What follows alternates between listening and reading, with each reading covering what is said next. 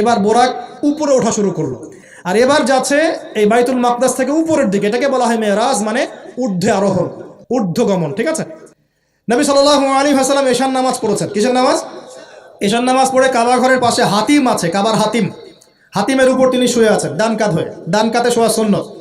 ডান কাতে শুয়ে আছেন, তন্দ্রা ভাব, পরিপূর্ণ ঘুম আসে নাই। নবীদের কিন্তু ঘুম নাই, নবীদের ঘুমটাও কিন্তু, নবীদের ঘুমের মধ্যে যা আসে আল্লাহর পক্ষ থেকে সেটা ওহী। নবীদের দেহ ঘুমায়, অন্তর কিন্তু ঘুমায় না, মনে রাখবেন। নবীদের কি ঘুমায় না? কলব, অন্তর কিন্তু ঘুমায় না, মনে রাখবেন। এবার তিনি শুয়ে আছেন, হঠাৎ দুইজন ফেরেশতা আসলেন। কয়জন ভাই? একজন জিবরাইল আলাইহিস সালাম, একজন মিকাইল আলাইহিস সালাম। এসে নবী সাল্লাল্লাহু আলাইহি ওয়াসাল্লামকে আস্তে করে জাগিয়ে দিলেন। জাগিয়ে নবী সাল্লাল্লাহু আলাইহি ওয়াসাল্লামকে হাত ধরে নিয়ে যাচ্ছেন কোথায়? পাশেই জমজম কূপের পাশে। পাশে জমজম কূপ আছে, দেখেছিলেন না? যারা হজমরা করে আসছেন হয়তো দেখতে পারবেন। এই জামজাম আগের মতো তো আর নাই, একটা আইডিয়া পাবেন আর কি। জামজাম কূপের পাশে নিয়ে গিয়ে নবী সাল্লাল্লাহু আলাইহি ওয়াসাল্লামকে আবার আস্তে করে শুইয়ে দেওয়া হলো। এই যে পুরো ঘটনাগুলো ঘটে যাচ্ছে না, এগুলো কিন্তু মুহূর্তে ঘটে যাচ্ছে। মানে এই পুরো বিশাল ঘটনা ঘটে যাওয়ার পর দেখা যাবে ওই অজুর পানি কেবল গড়িয়ে গড়িয়ে যাচ্ছে, এখনো শেষ হয়নি। মানে সময়কে নিয়ন্ত্রণ করে পৃথিবীর সময়ের ফ্রেম আর আল্লাহ পাকের টাইম ফ্রেম এক নয়। আল্লাহ পাকের টাইম ফ্রেম টোটালি ডিফারেন্ট, আমাদের টাইম ফ্রেম আলাদা, মনে থাকবে। এখানে কিন্তু অনেক নাস্তিক অনেক প্রশ্ন করতে পারে। এবার শুইয়ে দেওয়ার পর নবী সাল্লাল্লাহু আলাইহি ওয়াসাল্লামের বুকটাকে একদম এই গলার নিচ থেকে নিয়ে যেখানে লোম উঠে নাভি, এই নাভি পর্যন্ত চিরে দেওয়া হয়েছে জীবিত অবস্থাতেই, জীবিত অবস্থাতেই। এবার তার হার্ট, কলিজাটাকে বের করা হয়েছে। এই প্রথম ওপেন হার্ট সার্জারি নাম শুনেছেন কিনা? যে ওপেন হার্ট সার্জারি হচ্ছে। এবার এই কলিজাটাকে প্রথমে জমজমের পানি দিয়ে ধোয়া হয়েছে। কিসের পানি? জমজমের পানির মধ্যে শেফা আছে। যাদের অসুস্থতা আছে জমজমের পানিতে সূরা ফাতিহা ফু দিয়ে খাবেন, ইনশাল্লাহ শেফা হয়ে যাবে, ইনশাল্লাহ শেফা হবে। জমজমের পানিতে ধোয়ার পরে এর এই কলবটাকে, কলিজাটাকে ঈমান এবং হেকমতে পূর্ণ একটা পেয়ালা দিয়ে ধুয়ে দেওয়া হয়েছে। একটা পেয়ালার মধ্যে ঈমান নিয়ে আসা হয়েছিল এবং হিকমা, প্রজ্ঞা নিয়ে আসা হয়েছে। এটা রাখার পরে এই ঈমান প্রজ্ঞা দিয়ে ঢেলে এই পুরো জায়গাটা বন্ধ করে দেওয়া হয়েছে। কি রূপ কথা মনে হচ্ছে? আমরা যে নিঃশ্বাস নিচ্ছি এটাই কি আল্লাহর অলৌকিকত্ব না? এই যে হার্ট আমাদের পাম্প করতেছে, যখন আমরা ছোট বাচ্চা ছিলাম ওই সময় থেকে নিয়ে এখন পর্যন্ত পাম্প করছে, পাম্প করছে। 1 সেকেন্ডের জন্য কি থেমে গিয়েছিল? এটাই তো অলৌকিকত্ব। যে আল্লাহ আমাদেরকে বাঁচায় রাখতে পারেন, সে আল্লাহর পক্ষে এগুলো করা কি অসম্ভব কিছু? আচ্ছা, এবার নবী সাল্লাল্লাহু আলাইহি ওয়াসাল্লামকে একটা বাহনের মধ্যে উঠানো হচ্ছে। বাহনটার নাম বোরাক। কি নাম? বোরাক। এবার বাহনটা হচ্ছে গাধার চেয়ে একটু বড়, খচ্চর হচ্ছে একটু ছোট এবং একটু লম্বা দেহের, সাদা রঙের। কি রঙের? এবার নবীজি এখানে উঠতে যাচ্ছেন, বাহনটা একটু ফাপড় নিল, একটু ভাব দেখালো আর কি। ভাব দেখানো বোঝেন কিনা? ওই যে আপনার গার্লফ্রেন্ড আপনার সাথে যা দেখায় আর কি। আছে তো গার্লফ্রেন্ড? না ভাই, আলহামদুলিল্লাহ। তাহলে স্ত্রী তো দেখায়। স্ত্রী ভাব দেখালে সবর করতে হবে। কি করতে হবে? স্ত্রী ভাব দেখালে সবর করতে হবে, চুপ থাকতে হবে। এগুলো টিপস শেখেন, নাহলে পরে সমস্যা হতে পারে। স্ত্রী ভাব দেখাতে পারে, তখন সবর করতে হবে, চুপ থাকতে হবে। পরে দেখবেন ভাব নিজেই আবার ঠান্ডা হয়ে গেছেন সব, ঠিক আছে। আর নিজে গরম হয়ে গেলে সমস্যা। আপনি গরম হয়ে গেলে পুরো একদম তরকারি পুরো যাবে একেবারে। কথা বুঝতে পারছেন? আল্লাহ বোঝার তৌফিক দান করুন। বোরাকটা ভাব নিচ্ছে আর কি। এখন বোরাককে জিবরাইল আলাইহিস সালাম বলছেন, এই শোনো, তোমাকে সৃষ্টি করার পর থেকে, ভালো করে শোনেন, তোমাকে সৃষ্টি করার পর থেকে মুহাম্মদ সাল্লাল্লাহু আলাইহি ওয়াসাল্লামের চেয়ে শ্রেষ্ঠ কোনো মানুষ তোমার গায়ে পা দেয় নাই। বলেন আল্লাহু আকবার। বলেন আল্লাহুম্মা সাল্লি আলা মুহাম্মদ, আল্লাহুম্মা বারিক আলা মুহাম্মদ। তোমাকে সৃষ্টি করার পর থেকে মুহাম্মাদের চেয়ে সাল্লাল্লাহু আলাইহি ওয়াসাল্লাম শ্রেষ্ঠ কোনো মানুষ তোমার পিঠে ওঠে নাই। সুবহানাল্লাহ। জান্নাত থেকেই বাহনটা নিয়ে আসা হয়েছে। কোত্থেকে? জান্নাত থেকে। এবার তিনি বোরাকে উঠলেন। বোরাক, ও আচ্ছা, বোরাক এই কথা শুনে কি করলো? বোরাক এই কথা শুনে ভাব তো চলে গেলই গেল, ও ঘামা শুরু করেছে, ঘামা শুরু করেছে, ঘামতে শুরু করেছে। অনেক সময় হয় না যে বড় কোনো ব্যক্তির সামনে গিয়ে আমরা থরথর করে কাঁপা শুরু করেছে, ও ঘামা শুরু করেছে। এবার নবী সাল্লাল্লাহু আলাইহি ওয়াসাল্লাম উঠে বসলেন, বিসমিল্লাহ। এবার চলছে। কোথার দিক, কোন উদ্দেশ্যে চলছে? ওই যে জেরুজালেম, নাম শুনেছেন কিনা? এবার ওই দিকে ছুটলো বোরাক। কিভাবে ছুটলো? নবীজি বলছেন সাল্লাল্লাহু আলাইহি ওয়াসাল্লাম, আমাদের চোখের সীমা যতদূর পর্যন্ত যায়, বোরাকের একটা পাই ততদূর পর্যন্ত যাচ্ছে। কখনো সূর্যাস্ত দেখেন নাই? কতদূর পর্যন্ত তাকানো যায়? ওই যে সূর্য ডুবছে অতদূর পর্যন্ত বোরাকের একটা পা চলে যাচ্ছে। নিঃসন্দেহে আলোর বেগের চেয়ে বেশি বেগে যাচ্ছে সে। যদি যারা ফিজিক্স পড়ছেন, এই যে অ্যাস্ট্রোনমি নিয়ে পড়াশোনা করছেন, আপনারা তো জানেন আলোর বেগের চাইতেও যদি দ্রুতগামী কোনো বাহন আবিষ্কার করা যায়, তাহলে সময়ের চেয়ে বেশি দূরে যাওয়া যাবে না? যাওয়া যাবে। বুরাকের গতি নিঃসন্দেহে আলোর গতি চেয়ে বেশি ছিল। এবার এবার নবী সাল্লাল্লাহু আলাইহি ওয়াসাল্লাম বলছেন যে আমরা যখন বাইতুল মাকদাস বা ওই যে বাইতুল মাকদিস ওই যে মসজিদুল আকসার ওখানে গেলাম, জিবরাইল আলাইহিস সালাম একটা পাথরের মধ্যে ফুটা করলেন, সেই পাথরের মধ্যে ফুটা করে বোরাকটাকে বেঁধে রাখলেন। আর এই পাথরের ফুটার মধ্যেই সমস্ত নবী রাসূল, এই পর্যন্ত যত নবী রাসূল এসেছেন, ওই ফুটার মধ্যেই তাদের বাহনকে বেঁধে রাখতেন। সুবহানাল্লাহ। এবার নবীজি মসজিদে ঢুকলেন, ঢুকে দেখছেন একজন মানুষ নামাজ আদায় করছেন, একটু লম্বা গড়নের, ছিপছিপে দেহ, তো লম্বা, চুলগুলো কোকড়ানো কানের লতি পর্যন্ত, মনে থাকবে চুলগুলো কোকড়ানো কি পর্যন্ত, তোমাদের মতো ছেলা নয় ডান বাম, কানের লতি পর্যন্ত চুল, ছিপছিপে দেহ, লম্বা, শানুয়া গোত্রের মতো। নবীজি বলছেন অনেকটা শানুয়া গোত্রের মানুষের মতো। শানুয়া গোত্র কারা একটু দেখে নিবা অনলাইনে। এখন নবী সাল্লাল্লাহু আলাইহি ওয়াসাল্লাম জিজ্ঞাসা করছেন উনি কে? জিবরাইল আলাইহিস সালাম বলছেন উনি হচ্ছেন নবী মূসা আলাইহিস সালাম। আল্লাহ বা কীভাবে এটা করলেন আল্লাহ ভালো জানেন, এটা আমরা ব্যাখ্যা করতে পারবো না। নবী মূসা আলাইহিস সালাম নামাজ পড়ছেন, আরেকজনকে দেখলেন তার গড়ন কিছুটা মাঝারি ধরনের, চুলগুলো হচ্ছে সিল্কি মানে স্ট্রেট চুল, লম্বা এবং সোনালি রঙের, কি রঙের? সোনালি, এবং গায়ের কালারটা হচ্ছে সাদা এবং লালের মিশ্রণে গঠিত। নবীজি জিজ্ঞাসা করলেন উনি কে? তাকে বলা হচ্ছে উনি হচ্ছেন নবী ঈসা আলাইহিস সালাম। এবার নবী সাল্লাল্লাহু আলাইহি ওয়াসাল্লাম সমস্ত আম্বিয়া কেরামের সামনে চলে গেলেন এবং সমস্ত নবীদেরকে নিয়ে দুই রাকাত নামাজ পড়লেন। সুবহানাল্লাহ। নবীদের ইমাম কে? আমাদের নবী কাদের ইমাম? নবীদের ইমাম। আর সেই নবীর সুন্নত পালন করতে আমাদের এত কষ্ট হয়, হ্যাঁ ভাই? লজ্জা লাগে, দাঁড়িয়ে রাখলে লজ্জা লাগে না? টাকনুর উপর কাপড় তুলে লজ্জা লাগে? আস্তাগফিরুল্লাহ, আল্লাহ আমাদেরকে মাফ করুক। আমরা সর্বশ্রেষ্ঠ মানুষের উম্মত, সর্বশ্রেষ্ঠ নবীর উম্মত। আল্লাহ পাক আমাদেরকে যোগ্য উম্মত হওয়ার তৌফিক দান করুন।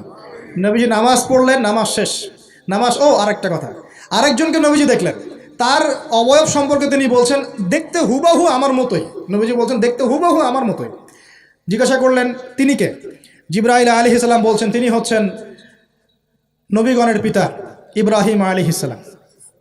ইব্রাহিম আলাইহিস সালামের দেহের গঠন, চেহারা একদম আমাদের নবীর মতো ছিল। সুবহানাল্লাহ। হয়তোবা এই কারণেই, হয়তোবা আল্লাহ ভালো জানেন, আমরা কিন্তু দরুদে কার নাম পড়ি? নবীর নামের সাথে ইব্রাহিম আলাইহিস সালামের নাম পড়ি, এবং তার জীবনীর সাথে আমাদের নবীর জীবনী কিন্তু হুবহু মিল আছে।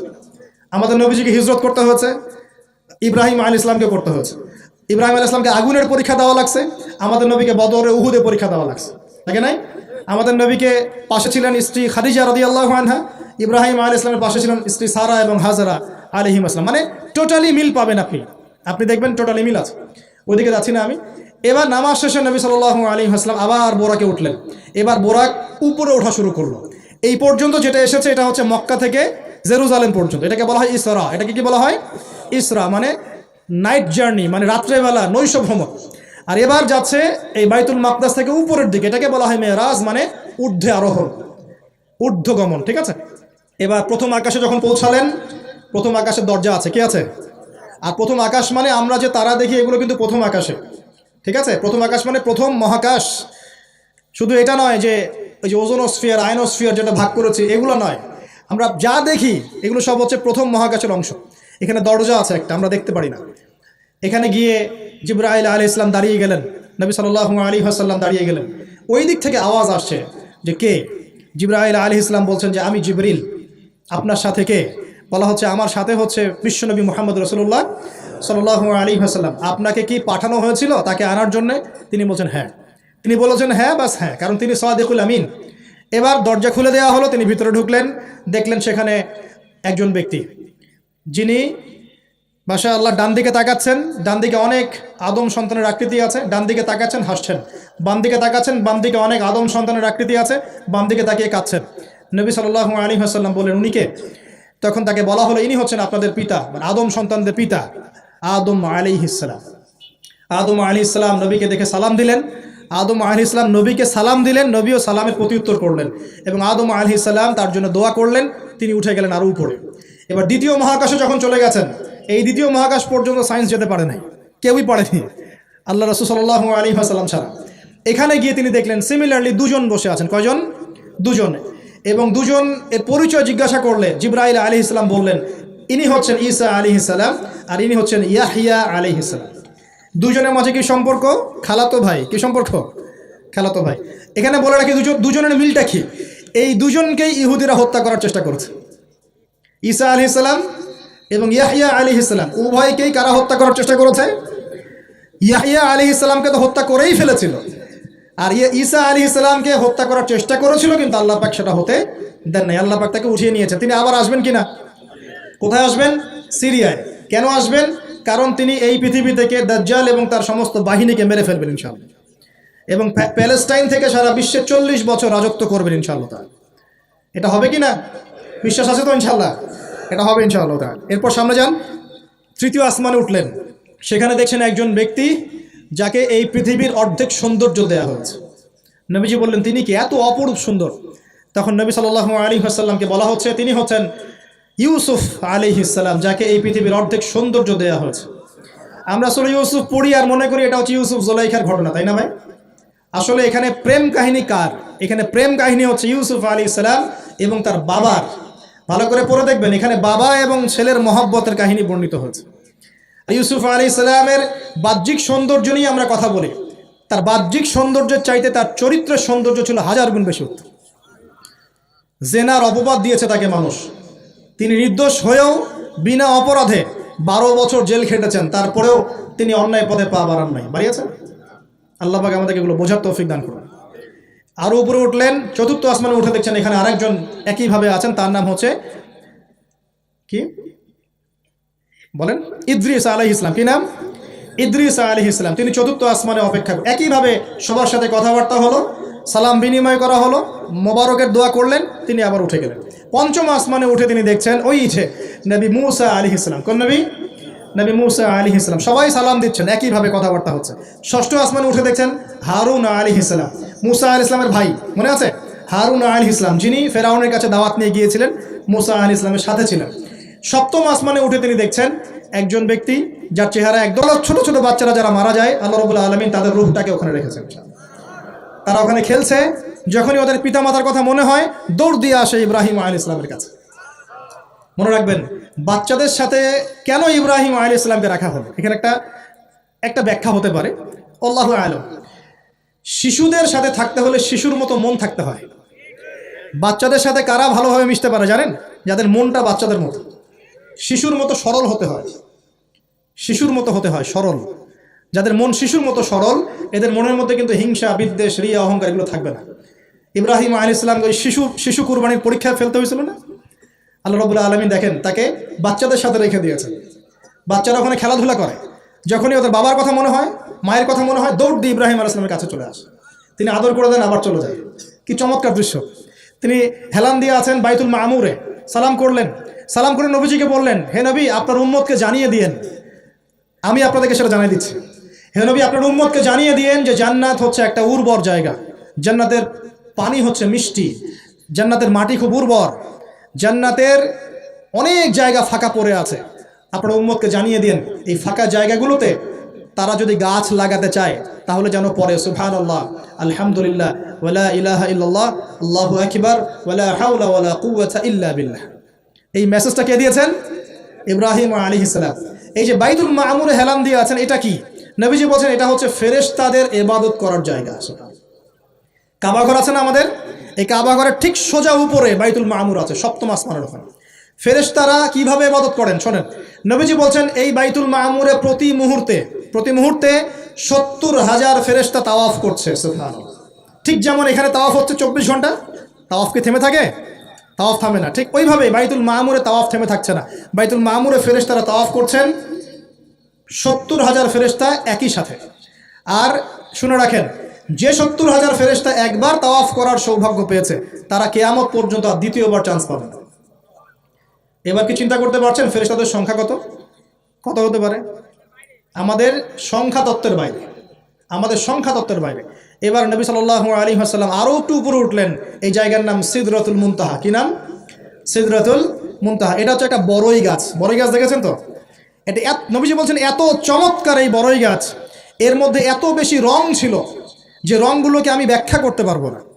এর পাতাগুলো ছিল হাতির কানের মতো এবং এর ফলগুলো ছিল মটকার মতো বড় বড় এক একটা, এবং এর মধ্যে প্রজাপতি বসেছিল। এই প্রজাপতিগুলোর রং এত চমৎকার যেগুলো আমাদের পৃথিবীর রঙের মতো নয়। মানে এগুলো ব্যাখ্যা করার মতো শব্দ আমাদের কাছে নাই। অ্যামেজিং! এটা কোন জায়গা?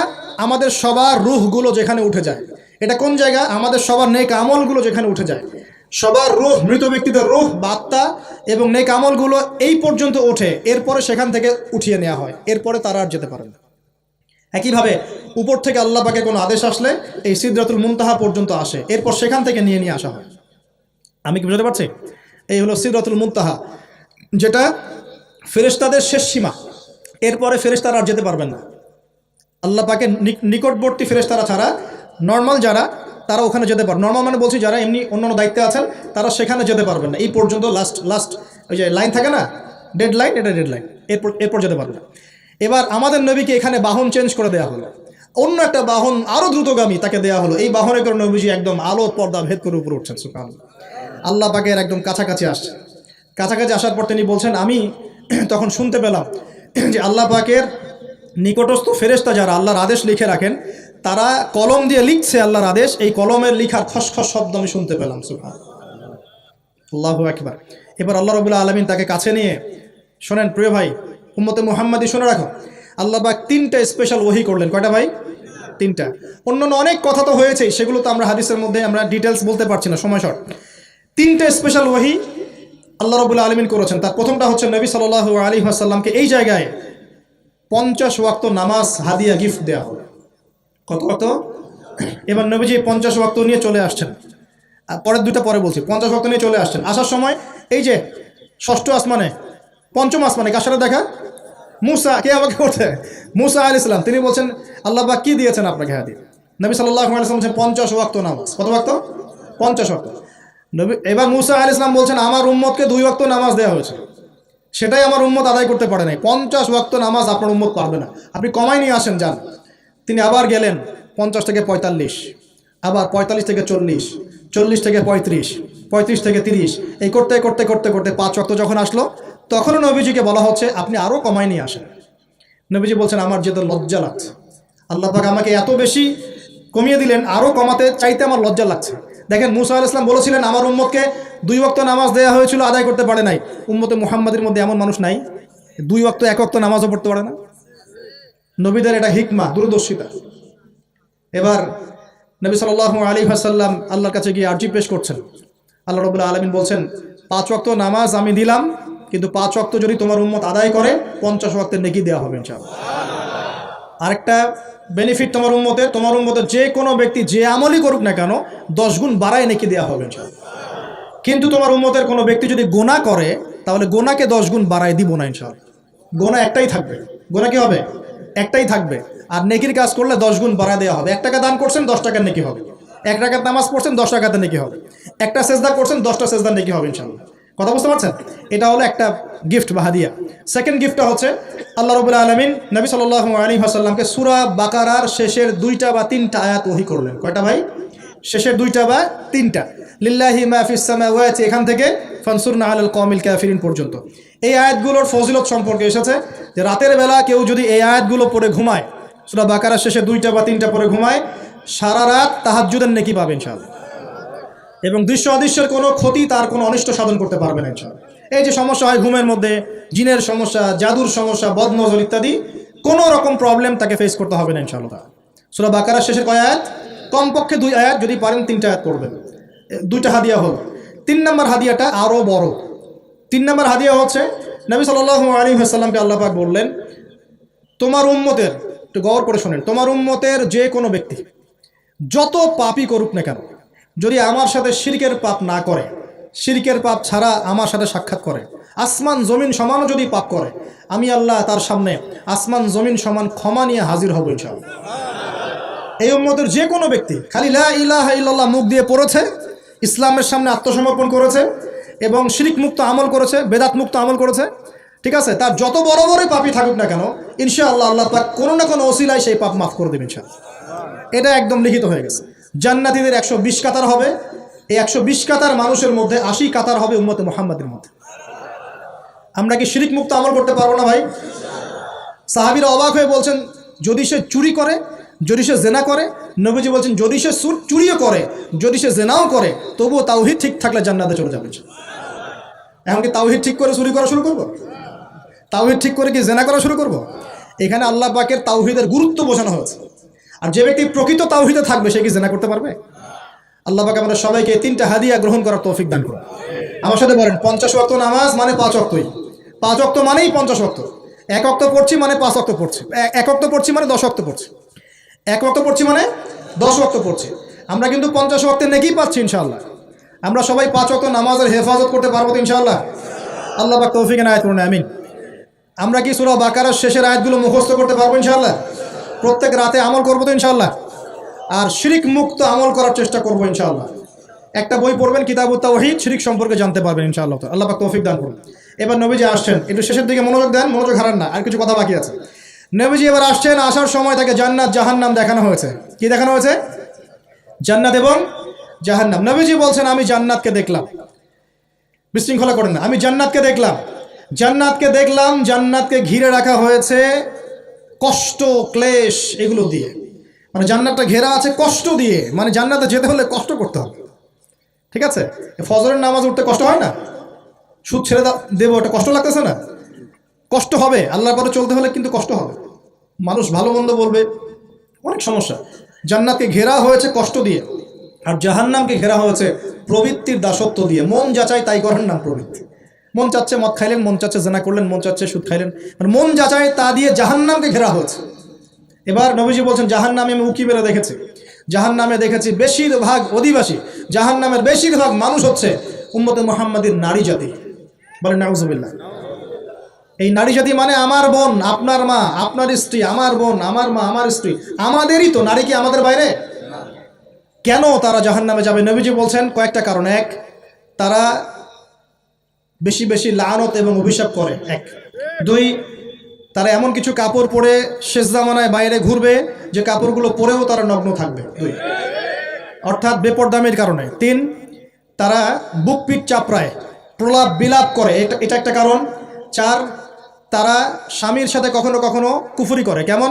স্বামী সারা জীবন যদি তাদের ভরণ পোষণ ভালোবাসা দিয়ে যায়, কোনো একদিন যদি কোনো সমস্যা সৃষ্টি হয় বলবে যে সারা জীবন তোমার কাছে কিছুই পাইলাম না। এই সব কিছুর ঊর্ধ্বে একটা কারণ আছে। এই সব কিছুর ঊর্ধ্বে একটা কারণ আছে, সেটা হলো, শোনেন, তাদের উদ্ধত মস্তকটা আল্লাহ পাকের বিধানের সামনে সহজে অবনত হতে পারে না, চায় না। এগুলো কিন্তু সব মেয়েদের জন্য নয়, উম্মতে মুহাম্মাদির একটা অংশের মেয়েদের জন্য আল্লাহ নবী এইসব কথা বলেছেন। আবার এমনও মেয়ে আছে, শোনেন, এমনও মেয়ে আছে যারা ইমান আমল টিকে রাখার জন্য না খেয়ে থাকতেও রাজি আছে। এমনও মেয়ে আছে, এমনও বহু দিনী মেয়ে আছে আমাদের সমাজে যারা ইমান আমল ধরে রাখতে চায়, পরিবার তাকে রাখতে দেয় না। ফিরাউনের ঘরে থেকেও একজন মেয়ে জান্নাতে গিয়েছে কি না?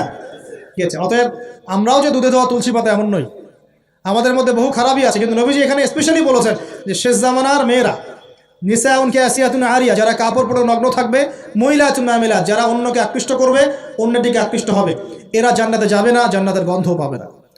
নবীজি বলেছেন আমি জাহান্নামে দেখেছি বেশিরভাগ নারী জাতি। এখানে আমার মা, আমার বোন, আপনার মা, আপনার বোনের সতর্ক হওয়ার কি হেদায়েত আছে কি নাই? আর এই মেয়েদেরকে চালাই কি আমরা না অন্য কেউ? আমরাই তো আমাদের পরিবারকে চালাই কি না? আমরাই তো খাওয়াই পড়ে নাকি? তাহলে আমাদের পরিবারের বোনেরা কি পর্দা করতে পারবে না? প্রতিষ্ঠা করতে পারবেন না? পরিবারের আমাদের মায়েরা, বোনেরা, স্ত্রীরা পর্দা করবে না? এই দায়িত্ব আমাদের না? পরিবারের কর্তা আমরা নই? আল্লাহকে আমাদেরকে জিজ্ঞাসা করবেন না? অতএব আমরাও যেন সতর্ক হয়ে যায়, আল্লাহ পাক তৌফিক দান করুন। এই জন্য বলি, বিয়ে করতে হলে আগে দিনদারিতা দেখবেন, তারপর বিয়ে করবেন। দুনিয়াদারিতা দেখে বিয়ে করলে পরে পস্তাবেন। ছেলে মেয়ে উভয়ের প্রতি একই নসিহত, বিয়ে করতে যদি হয়, বিয়ে যদি করতেই হয়, তাহলে দিনদারিতা দেখে বিয়ে করুন। তারপর দেখবেন যে মেয়ের বংশ কেমন, সৌন্দর্য কেমন, এই সেই পরে দেখবেন। আগে দেখবেন দিনদারিতা ঠিক আছে কিনা। ছেলের ক্ষেত্রে একই বিধান, আগে দেখতে চান না কত বড় চাকরি করে, কত প্রপার্টিজ আছে, কত বড় বাড়ি, এগুলো পরে দেখবেন। আগে দেখবেন ছেলে নামাজ পড়ে কিনা, ছেলের মধ্যে সুন্নত আছে কিনা, এইগুলো আগে দেখবেন। এই বিয়ে নিয়ে প্রচুর জাহিলিয়াত সমাজে আছে, এই কারণেই পরিবারগুলো এখন ভেঙে যাচ্ছে। আল্লাহ পাক আমাদেরকে সুন্নাহ মেনে চলার তৌফিক দান করুন, বলি আমিন। নবীজি এখানে বলেছেন আমি জাহান্নামে দেখেছি বেশিরভাগ অধিবাসী নারী জাতি। আমাদের বোনদেরকে রিকোয়েস্ট করবো, সতর্ক হয়ে যান, আল্লাহর ওয়াস্তে সতর্ক হয়ে যান। কেন? শোনেন, কেন নবীজি বললেন, এই পয়েন্টটা একটু ভালো করে বোঝেন। কেন নবীজি এই উম্মতের মধ্যে বেশিরভাগ মেয়েকে জাহান্নামী বললেন? আপনি একটু চিন্তা করেন তো, এই উম্মতের মধ্যে কি এমন হয়েছে, এই উম্মতের মেয়েদের সাথে কি এমন হয়েছে যার ফলে মেয়েদেরকে আর ঘরে রাখা যায় না, সব বাইরে চলে আসতেছে? কি হয়েছে এই উম্মতের মেয়েদের সাথে? এই প্রবলেম তো আগে 200-500 বছর আগে ছিল না? 500 বছর আগে আপনি কি কোনো মেয়েকে দেখেছেন আমাদের মেয়েদের মতো বেপর্দায় সারা রাস্তাঘাট গ্রামগঞ্জ একদম অফিস আদালত বাজারঘাট সব ঘুরে বেড়াচ্ছে? দেখেছেন 500 বছর আগে, 300 বছর আগে, 200 বছর আগে? লাস্ট সমসাময়িক সময়ে কি এমন হলো যে মেয়েদেরকে আর ঘরে রাখা যায় না? আমি একটা শব্দ বলে দিই, বাসায় গিয়ে রিসার্চ করবেন, সব বলে দিব না। লাস্ট 100-200-300 বছরে একটা মুভমেন্ট, একটা আদর্শ ছড়িয়ে পড়েছে বিশ্বের বুকে, তার নাম হলো ফ্যামিনিস্ট রেভলিউশন। মনে থাকবে, ফ্যামিনিস্ট রেভলিউশন। এটা নিয়ে ঘাটাঘাটি করেন, বুঝতে পারবেন কেন জাহান্নামের বেশিরভাগ অধিবাসী জাহান্নামে যাবে, নারীরা কেন জাহান্নামে যাবে বেশি বেশি। এই মুভমেন্টটা নিয়ে পড়াশোনা করলেই বুঝতে পারবেন। আল্লাহ পাক আমাদেরকে বোঝার তৌফিক দান করুন, অন্তরের চোখ খোলার তৌফিক দান করুন। নবীজি আরও বলছেন, আমি জাহান্নামে গেলাম, জাহান্নাম আমাকে দেখানো হলো এবং সেখানে আমি একজন ফেরেশতাকে দেখলাম। কি দেখলাম? এই ফেরেশতা আমাকে দেখে হাসে নাই।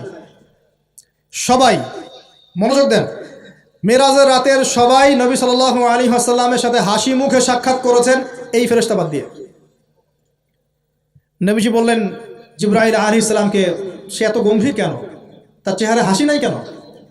জিবরাইল আলাইহিস সালাম বলছেন, যখন থেকে আল্লাহ পাক তাকে জাহান্নামের দায়িত্ব দিয়েছেন, যেদিন থেকে আল্লাহ পাক এই ফেরেশতাকে জাহান্নামের দায়িত্ব দিয়েছেন, ওই দিন থেকে তার চেহারার হাসি চলে গেছে। আর কিছু বলতে হবে? কেন হাসি চলে গেল? খুশিতে? জাহান্নামে আল্লাহ পাকের আযাব এবং এই আযাবের দায়িত্ব পালন করতে গিয়ে তার চেহারা থেকে হাসি চলে গেছে। নাউযুবিল্লাহ। নবীজি জানালেন তার নাম হচ্ছে মালিক। কি নাম? মালিক। আমরা দোয়া করি আমরা যেন তার সাক্ষাৎ না পাই, আমরা দোয়া করি আমরা যেন তার সাক্ষাৎ না পাই, আমিন। এবার নবী সাল্লাল্লাহু আলাইহি ওয়াসাল্লাম আসছেন, আসার সময় সুঘ্রাণ পাচ্ছেন, সুঘ্রাণ। ও একটা কথা বলি নাই, জান্নাতে তিনি যখন দেখলেন, সেখানে দেখলেন যে এখানে বেশিরভাগ অধিবাসী হচ্ছে এই উম্মতের গরিব মানুষরা। এই উম্মতে কারা? গরিব মানুষ, টাকা পয়সা কম, এত হিসাব কিতাব নাই, তো 5 ওয়াক্ত নামাজ পড়ে, রোজা রাখে, সাধ্যমতো দান সদকা করে, সত্য কথা বলে, জান্নাতে চলে যাবে ইনশাআল্লাহ। গরিবদের 500 বছর আগে, কত বছর আগে? তার মানে এই উম্মতের যদি কেউ গরিব হয়ে থাকি আমরা, কষ্টের কিছু আছে? ইনশাআল্লাহ কষ্টের কিছু নাই। তারপর নবীজি আসছেন, তিনি বলছেন যে আমি একটা মিষ্টি জান্নাতি সুঘ্রাণ পেলাম। আমি জিজ্ঞাসা করলাম এটা কোত্থেকে আসছে? তখন জিবরাইল আলাইহিস সালাম বললেন, এই ঘ্রাণ আসছে ফেরাউনের মেয়ের চুল আঁচড়ে দিত একজন দাসী, হঠাৎ একদিন চিরুনি পড়ে গেল হাত থেকে, সে বিসমিল্লাহ বলে চিরুনি উঠিয়েছে, আর দাসী শুনে নিয়েছে বিসমিল্লাহ মানে, বিসমিল্লাহ মানে কি? আল্লাহর নামে মানে কি? তোমার কি ফেরাউন আমার বাবা ছাড়া আরও কোনো ইলাহা আছে নাকি? তখন সেই মহিলা বলেছিল, হ্যাঁ আমি এক আল্লাহর ইবাদত করি, ফেরাউনেরও রব হচ্ছে আমার আল্লাহ।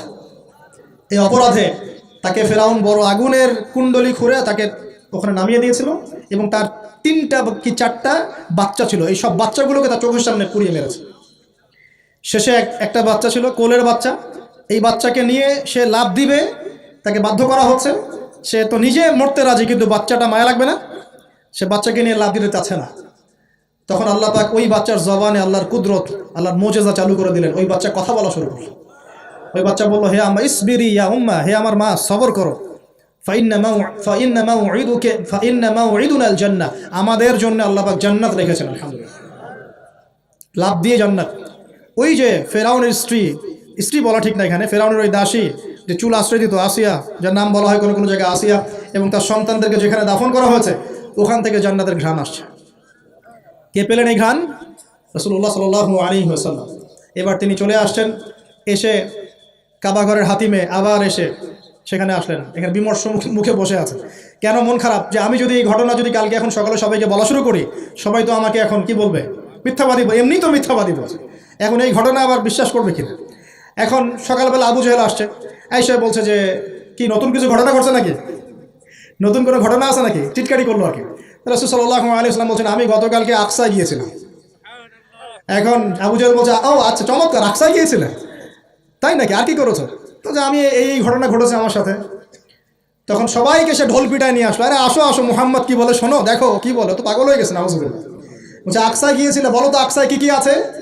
সুবহানাল্লাহ, আল্লাহ রাব্বুল আলামিন, এখন যেমন ভিডিও দেখি না আমরা, এইভাবে আল্লাহ রাব্বুল আলামিন মসজিদুল আকসাকে নবীর সামনে তুলে ধরলেন, সামনে ইনশাআল্লাহ। এবং নবী সাল্লাল্লাহু আলাইহি ওয়াসাল্লাম দেখে দেখে বলছেন আকসায় কয়টা দরজা আছে, কয়টা জান্নাত আছে, পূর্ব দিকে কি আছে, পশ্চিম দিকে কি আছে, সিঁড়ি কয়টা, সব বলে দিলেন মাশাআল্লাহ। এরপর আবু বকর সিদ্দিকের সামনে একজন কাফের গিয়ে বলছে, জানো মুহাম্মদ কি বলেছে? মুহাম্মদ এই কথা বলেছে। আবু বকর সিদ্দিক তখন বলছেন যে আমি তো এর চাইতেও কঠিন কথা বিশ্বাস করি। এখন এর মাঝখানে আর কয়েকটা কথা হয়েছে, আমাদের নবী পরে হাদিসে জানিয়েছেন, এগুলো বলে শেষ করছে। নবীজি বলছেন, আমি যখন মেরাজের রাতে গিয়েছি, আমাকে আল্লাহ পাক কিছু আযাব দেখিয়েছেন। কি দেখেছেন ভাই? আমরা দোয়া করি আল্লাহ পাক এই আযাবগুলো থেকে আমাদেরকে বাঁচান, এবং যে পাপের কারণে এই আযাব হয় সে পাপ থেকে আমাদেরকে বাঁচান। বলেন আমিন। আর একটা কথা বলে রাখি, যেহেতু নবীকে এই আযাবগুলো দেখানো হয়েছে, অন্য কোনো নবীকে কিন্তু দেখানো হয় নাই। কাকে দেখানো হয়েছে? আমাদের নবীকে। তার মানে এই পাপগুলো এবং এই আযাব আমাদের উম্মতের মধ্যেই বেশি থাকবে। বুঝতে পারছেন না মনে হয়? এই আযাব এবং পাপগুলো কি অন্য কোনো নবীকে দেখানো হয়েছে? আমাদের নবীকে দেখানোর কারণ কি? কারণ আপনার উম্মতের মধ্যে এই পাপগুলো ছড়াবে বেশি, এবং আপনার উম্মতের একটা অংশ এই আযাবগুলো ভোগ করবে। কি আযাব? নবীজি যাচ্ছেন, দেখছেন, যুবকরা শুনে ভালো করে, নবীজি দেখছেন একটা চুলা, কি ভাই? তন্দুর রুটি দেখেছেন যে চুলায় রান্না করে, ঠিক ওই রকম শব্দই হাদিসে এসেছে, তান্দুর। এই চুলা এমন চুলা যার মাথাটা হচ্ছে সরু, নিচের দিকটা মোটা, নিচে আগুন জ্বলছে, ভিতরে কিছু মানুষ আছে, নিচ থেকে আগুনের দাবদাহ আসছে। যখনই আগুন আসছে জাহান্নামের, তখন তারা ধাউ ধাউ করে উপরে উঠছে, আবার যখন আগুন নেমে যায় তখন তারা নিচে নেমে যায়। নবীজি মর্মান্তিক দৃশ্য দেখে বললেন যে এরা কারা, যাদেরকে এমন আযাব দেওয়া হচ্ছে? জিবরাইল আলাইহিস সালাম বললেন, যুবক ভাই শোনেন ভালো করে, জিবরাইল আলাইহিস সালাম বললেন এরা হচ্ছে আপনার উম্মতের সেই সব ব্যক্তি যারা বিবাহ বহির্ভূত জেনা করেছিল। এই পাপটা মারাত্মক। আল্লাহ পাক আমাদের সবাইকে পাপ থেকে ফিরে আসার তৌফিক দান করুন, এবং এই পাপ যদি করে থাকেন হতাশ হবেন না, তওবা করে আজকেই ফিরে আসবেন। তওবা করলে আল্লাহ পাক যে কোনো পাপ মাফ করে দেবেন ইনশাআল্লাহ। যে কোনো পাপ তওবা খাস করতে হবে, কোনোদিন এই পাপে লিপ্ত হওয়া যাবে না। এই যে গত 3-4 দিন আগে একটা দিবস চলে গেল না, লক্ষ লক্ষ কোটি কোটি যুবক যুবতী পাপ করেছে, করে নাই? আর আমরা উস্কে দিয়েছিলাম কাছে আসার গল্প, অমুক তমুক, হাবি জাবি, কত কথা। আর এদের স্লোগানগুলো এত চটকদার, খুব মজা লাগে, খুব মজা, মুখরোচকভাবে উপস্থাপন করে। আল্লাহ পাকের কাছে আসার গল্প করা যায় না, রাসূলের কাছে আসার গল্প করা যায় না। আসলে এখনকার মিডিয়াগুলো এতটাই নির্লজ্জ হয়ে গেছে। কেন বলছি শোনেন, ইসলামের সাথে শত্রুতা তো আছেই, কোনোদিনও আল্লাহর কাছে আত্মসমর্পণ করা লাগে এমন কোনো ওয়ার্ডও বলবে না। টাইটেল দিবে ভূমিকম্পের কাছে মানুষ কত অসহায়, টাইটেল দিয়েছে একটা। প্রাকৃতিক বিপর্যয়ের সামনে মানুষ কত অসহায়, প্রকৃতির কাছে মানুষ কত অসহায়, এইসব টাইটেল দিয়ে ভিডিও দিচ্ছে।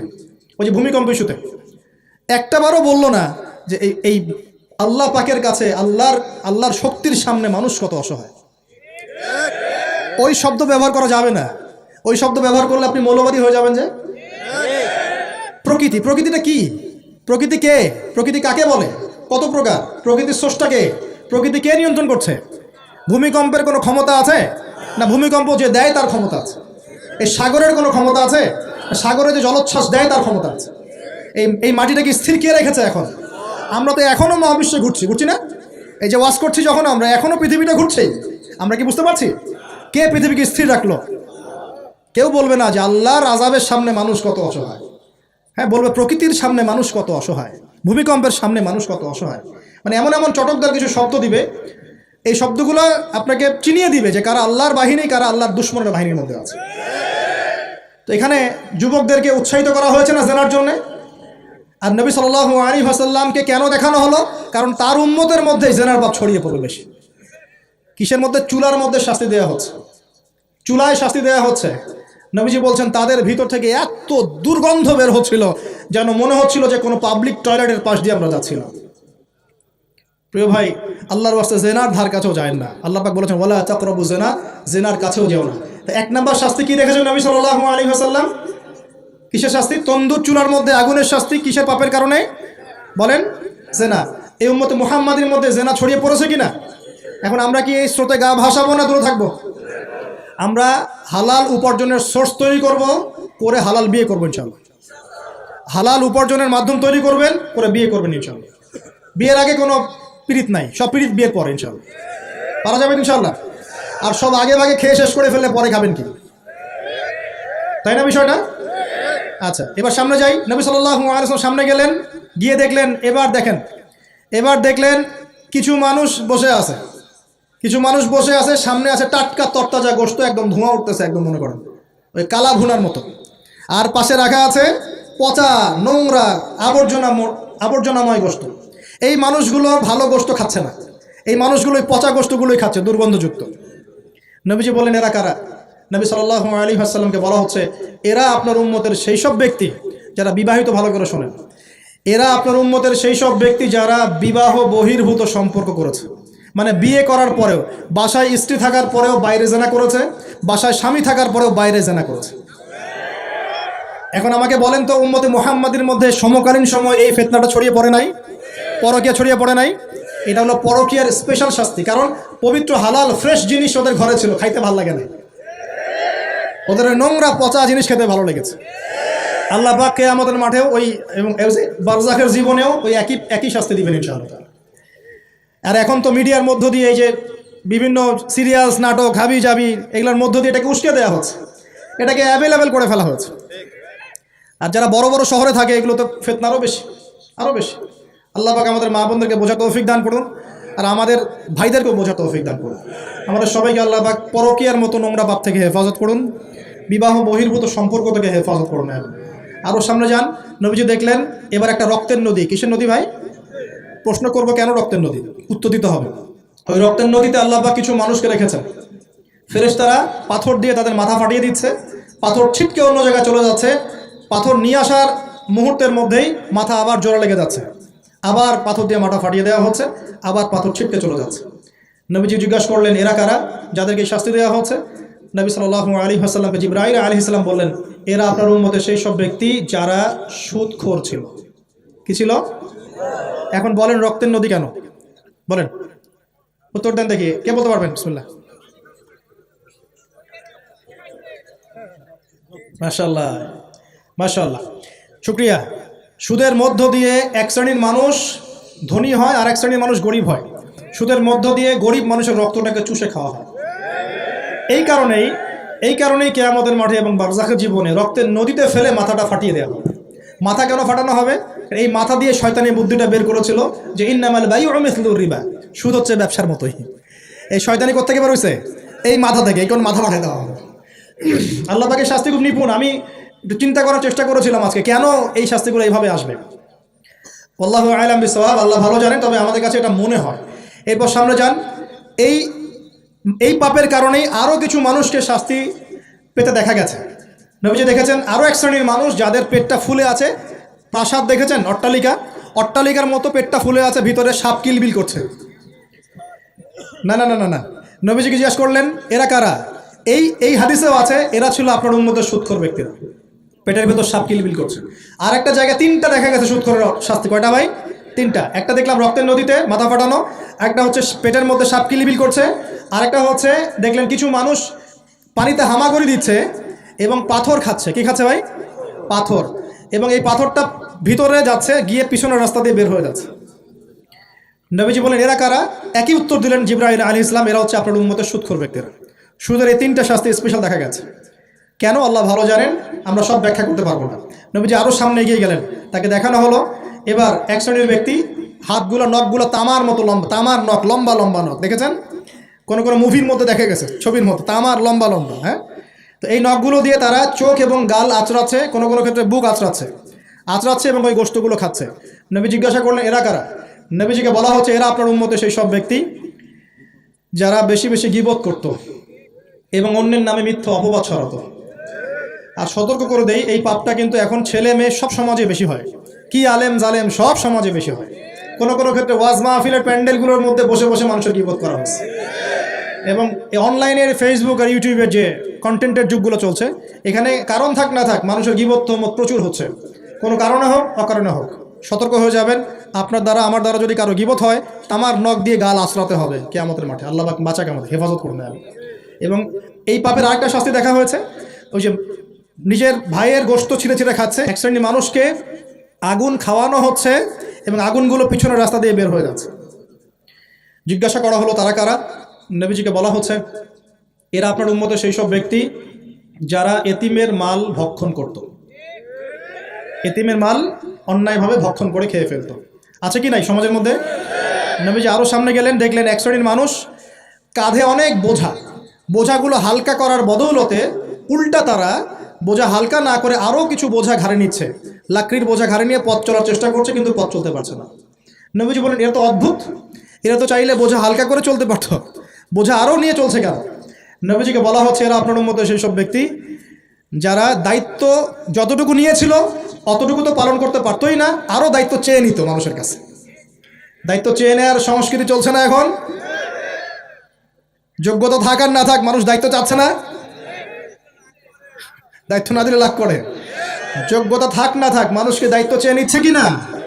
দায়িত্ব নেওয়াটা বড় কথা নয়, পালন করাটা বড় কথা। না করতে পারলে এই শাস্তি ভোগ করতে হবে। আল্লাহ পাক আমাদের সবাইকে হেফাজত করুন, আমিন। এবার সামনে গেলেন, দেখলেন এবার তো মুশকিল। সামনে গিয়ে দেখলেন এক শ্রেণীর মানুষ, কয়েকটা মানুষ না, এক শ্রেণীর মানুষ, যাদের জিহ্বাগুলোকে, ঠোঁট আর জিহ্বাগুলোকে আগুনের কেচি দিয়ে কেটে ফেলা হচ্ছে। নবীজি বললেন, এরা কারা? রাসূল সাল্লাল্লাহু আলাইহি ওয়াসাল্লামকে বলা হচ্ছে, এরা আপনার উম্মতের সেই সব ব্যক্তি যারা ছিল ওয়ায়েজ, বক্তা, আলেম, ওয়ায়েজ, বক্তা, যারা মানুষের সামনে দ্বীনের কথা বলতো কিন্তু নিজেরাই সেই দ্বীনের প্রতি আমল করতো। আল্লাহ রাব্বুল আলামিন আমাকে এবং আপনাদের সবাইকে এই মর্মান্তিক শাস্তি থেকে বাঁচান। যা বলবো তার উপর আমল করার তৌফিক দান করুন, যা জানবো তার উপর আমল করার তৌফিক দান করুন। যা বলি আমল করি না সেটা প্রয়োজনে বলার দরকার নাই, সেটা আমল করি না সেটা প্রয়োজনে বলার দরকার নাই। আল্লাহ পাক আমাদেরকে রাসূলের সুন্নাহ মাফিক দাওয়াতি কাজ করার তৌফিক দান করুন এবং এই শ্রেণীর বক্তার অন্তর্ভুক্ত হওয়া থেকে আল্লাহ পাক আমাদেরকে বাঁচান। এইভাবে তিনি আরও বেশ কিছু শাস্তি দেখলেন, তারপর তাকে ফিরিয়ে আনা হলো। এই মেরাজের ঘটনা ভেবে শেষ হলো। এখন এই পুরো মেরাজের ঘটনা আমরা যা শিখলাম, রাসূলুল্লাহ সাল্লাল্লাহু আলাইহি ওয়াসাল্লামের এই মেরাজ উম্মতে মুহাম্মাদের জন্য খাস কিনা, আমাদের জন্য খাস কিনা? এরকম ঘটনা কি বিশ্বে আর কোথাও ঘটেছে? এই পুরো হিস্ট্রির মধ্যে কি এরকম ঘটনা কখনো ঘটেছে? অন্য কোনো নবীর সাথে ঘটেছে? অন্য কোনো উম্মতের সাক্ষী আছে? আমরা সাক্ষী আছি, আমাদের নবীর সাথে ঘটেছে। আমাদের নবীর ক্ষেত্রে জীবনে এই বিস্ময়কর ঘটনা একবার ঘটেছে। আল্লাহ পাক কি কোনো নবীকে তার কাছে নিয়ে ওহী করেছেন? আসুন এই মেরাজে যে বিষয়গুলো আমরা শিখলাম, আমরা সবাই এর উপর আমল করার চেষ্টা করি। আল্লাহ পাক তৌফিক দান করুন। আইয়ামে জাহিলিয়াতের মানুষরা যে আল্লাহকে বিশ্বাস করতো না, বিষয়টা এমন না। আইয়ামে জাহিলিয়াতের মানুষরা আল্লাহকে ঠিকই বিশ্বাস করত, কিন্তু আল্লাহকে পাওয়ার জন্য ওসিলা পূজা করত, মাধ্যম পূজা করত। আমি একটা দলিল দিচ্ছি যে আইয়ামে জাহিলিয়াতের মানুষরাও যে আল্লাহকে বিশ্বাস করত, তার সবচেয়ে বড় দলিল হচ্ছে আবু জেহেল নিজেই। আবু জেহেলের নাম শুনেছেন তো? আবু জেহেলকে এই উম্মতের কি বলা হয়? কে বলতে পারবেন? আবু জেহেলকে এই উম্মতের কি বলা হয়? ওয়াজ কি খালি শুনলেই হবে নাকি একটু ধরে রাখতে হবে? কি বলা হয়? আইয়ামে জাহিলিয়াত একটা প্রবাদ ছিল, আবু জেহেলকে বলা হতো আবুল হাকাম, মানে জ্ঞানের পিতা। কিসের পিতা? জ্ঞানের পিতা। কিন্তু ইসলাম আসার পরে যখন সে ইসলাম কবুল করে নাই এবং সত্যকে চিনেও প্রত্যাখ্যান করেছে, তখন নবী সাল্লাল্লাহু আলাইহি ওয়াসাল্লাম বলেছিলেন আবু জেহেল হচ্ছে এই উম্মতের ফেরাউন। কে? ফেরাউনের নাম শুনেছেন কিনা? ফেরাউন কে ছিল? এই বিশ্বের সবচেয়ে প্রতাপশালী শাসক। সে কি ভালো ছিল না জালেম ছিল? ক্ষমতা চিরদিন থাকে না? থাকে না? থাকে। ফেরাউনের চেয়ে শক্তিধর ওই সময় বিশ্বের কেউ ছিল? আজকে ফেরাউনের কোনো অস্তিত্ব আছে? আছে। তার লাশটা পড়ে আছে। তার লাশটা আছে না? 1897 সালে তার লাশটা আবিষ্কৃত হয়েছে। কত সালে? 1897 সালের দিকে তার লাশটাকে আল্লাহ পাক শুটকি বানিয়ে রেখে দিয়েছেন। কেন রেখেছেন এই দলিলটাও কোরআনে আছে। ওই যে বললাম কোরআন সব কিছুর ব্যাখ্যা করেছে। ফেরাউনের লাশ কেন সংরক্ষণ করা হয়েছে এর দলিলও কোরআনে আছে। আল্লাহ বলেছেন যাতে করে তুমি, আজ আমি তোমার এই দেহটাকে সংরক্ষণ করব যাতে করে তোমাকে পরবর্তীদের জন্য নিদর্শন রূপে রাখা যায়। তাহলে ফেরাউন কাদের জন্য নিদর্শন হয়ে আছে? ফেরাউনের পরে যারা জালেম হিসেবে আসবে এই পৃথিবীতে, সেই জালেমদের জন্য ফেরাউনের লাশটা নিদর্শন হয়ে আছে। কিন্তু মানুষ নিদর্শন গ্রহণ করতে রাজি নয়, মানুষ শিক্ষা গ্রহণ করতে রাজি নয়। ফেরাউন কি আম কোনো ব্যক্তি ছিলেন না শাসক ছিলেন? তাহলে আম ব্যক্তিদের জন্য তিনি যতটা না বড় নিদর্শন, শাসকদের জন্য বড় নিদর্শন। যারাই পৃথিবীতে শাসন ক্ষমতার বলে জুলুম করবে তাদের জন্য ফেরাউন একটা নিদর্শন হয়ে থাকবে কিয়ামত পর্যন্ত। থাকবে কিনা? লিতাকুন লিমান খালফাকা আয়া, আল্লাহ বলেছেন যাতে করে তুমি পরবর্তীদের জন্য নিদর্শন হতে পারো, এই কারণে তোমার লাশটাকে আমি সংরক্ষণ করেছি। আল্লাহ পাক এটাও বলেছেন কিন্তু বেশিরভাগ মানুষই আমার নিদর্শন সম্পর্কে গাফেল। বাস্তবতা তাই নয় কি? আচ্ছা, এখন ফেরাউনদের মতো বড় বড় জালেম নাই সারা বিশ্বে? তাদের জন্য নিদর্শন না শিক্ষা? না এটা শিক্ষা। দেখুন আবু জেহেলকেও এই উম্মতের ফেরাউন বলা হতো। কেন? কারণ সে সত্যকে চিনেও প্রত্যাখ্যান করেছে।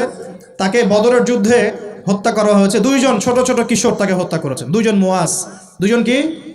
এই মুয়াজ নাম জানতেন? মুয়াজ নাম বরকতময় নাম। দুই মুয়াজ সিরাতের গ্রন্থ পড়ে দেখবেন, আর রাহিকুল মাখতুম। দুইজন মুয়াজ ছোট ছোট বাচ্চা যাদের বয়স 10 থেকে 15-র মধ্যে, 10 থেকে 15। এই দুই ভাই মিলে আবু জেহেলকে হত্যা করেছে। সুবহানাল্লাহ। এরপর আব্দুল্লাহ বিন মাসউদ রাদিয়াল্লাহু আনহু তিনি তার গর্দানটা কেটে রাসূলের সামনে উপস্থাপন করেছিলেন। সুবহানাল্লাহ। ওই গর্দান দেখে নবী সাল্লাল্লাহু আলাইহি ওয়াসাল্লাম বলেছিলেন যে এই হচ্ছে এই উম্মতের ফেরাউন। আবু জেহেলকে এই উম্মতের বলেন ফেরাউন। এখন আবু জেহেলের দলিল কি দিচ্ছি? আবু জেহেল যখন বদরের যুদ্ধ করতে গিয়েছিল তখন সে আগে যুদ্ধের মাঠে যায় নাই, সে আগে গিয়েছে কাবা ঘরে। কোথায় গিয়েছে? কাবা ঘর তখনও ছিল কি না? কাবা ঘর তখনও ছিল এবং মানুষ তখনও হজ করত। বলতে পারেন যে কীরকম করে হজ করত? সেই হজের সিস্টেম আর আমাদের সিস্টেম এক ছিল না। তারা দাবি করতো যে তারা ইব্রাহিম আলাইহিস সালামের সুন্নাহ ফলো করছে, তারা দাবি করত। এই দাবির উপর ভিত্তি করে তারা কাবা ঘরের ভিতরে 360টা মূর্তি ঢুকিয়েছিল। কয়টা? 360টা। এই মূর্তিগুলোর মধ্যে ইব্রাহিম আলাইহিস সালামের মূর্তিও ছিল, ইসমাইল আলাইহিস সালামের মূর্তিও ছিল। আসলে তারা তো আর জানতো না তারা কেমন দেখতে। তারা কি জানতো? এটা কাল্পনিক স্ট্যাচু তারা গঠন করেছিল এবং তার কাছে তারা সেজদা করতো। তাদের ধারণা ছিল ইব্রাহিম আলাইহিস সালাম তো ভালো মানুষ, ভালো মানুষ না, তার কাছে চাইলেই আল্লাহর কাছে চাওয়া হবে। এমনটা আমাদের এখানে অনেকে মানুষের আকীদা আছে না, যে অনেক কবরে চলে গেছে মানুষ, তাদের আকীদা হচ্ছে এই মানুষ অনেক বুজুর্গ ছিল, তার কাছে চাইলেই আল্লাহর কাছে চাওয়া হয়। আকীদা একই কি না? এগুলো শিরকি আকীদা। চাবেন কার কাছে? সরাসরি কার কাছে? আল্লাহর কাছে। কিসের ওসিলায় চাবেন? নিজের নেক আমলের ওসিলায় চাবেন, আল্লাহ পাকে তাওহীদের ওসিলায় চাবেন, আল্লাহ পাকে আসমাউল হুসনার ওসিলায় চাবেন, আল্লাহ পাকে সিফত নাম এগুলোর ওসিলায় চাবেন। ইনশাআল্লাহ আল্লাহ পাক আপনার দোয়া কবুল করবেন। আল্লাহ পাক আমাদের সবার দোয়াগুলো কবুল করুন বলি আমি। এখন আবু জেহেল কাবা ঘরে গিয়ে কি করেছে? আবু জেহেল কাবা ঘরে গিয়ে আল্লাহকে বলছিল আল্লাহুম্মা, ভালো করে শোনেন, আল্লাহুম্মা, হে আল্লাহ, ইন কুনতা তাআলাম, হে আল্লাহ আপনি যদি জানেন, আন্না মুহাম্মাদান আলাল হক, যে মুহাম্মদ সাল্লাল্লাহু আলাইহি ওয়াসাল্লাম সত্যের উপরে আছে, ফানসুরহু, তাহলে তাকেই সাহায্য করেন। কে দোয়া করছে এটা? কে দোয়া করছে?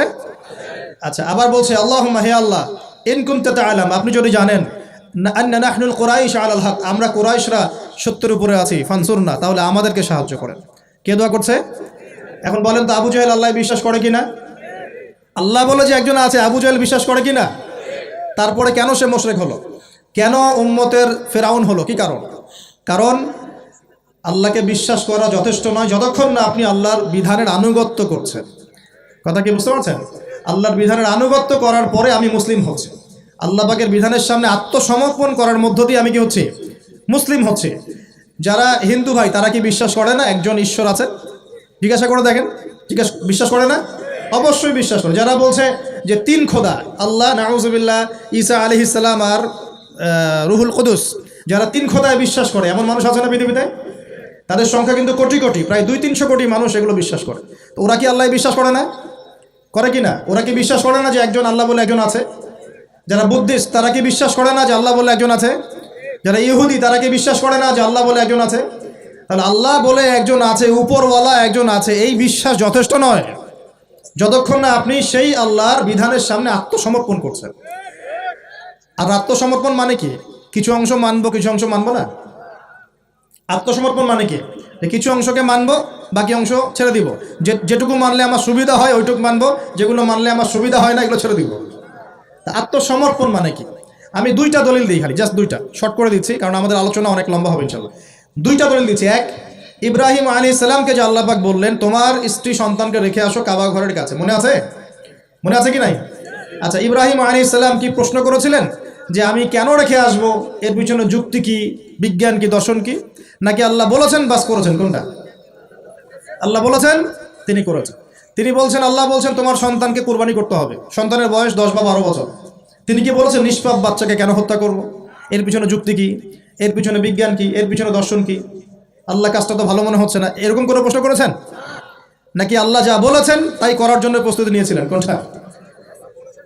এই কারণে ইব্রাহিম আলাইহিস সালামকে আল্লাহ পাক বলছেন আমার খলিল, আমার বন্ধু, ইয ক্বালা লাহু রাব্বুহু আসলিম, যখনই তার রব তাকে বলেছে আসলিম, আত্মসমর্পণ করো, ক্বালা আসলামতু লিরাব্বিল আলামিন, ইব্রাহিম বলেছে আমি আমার রবের সামনে আত্মসমর্পণ করলাম। সুবহানাল্লাহ।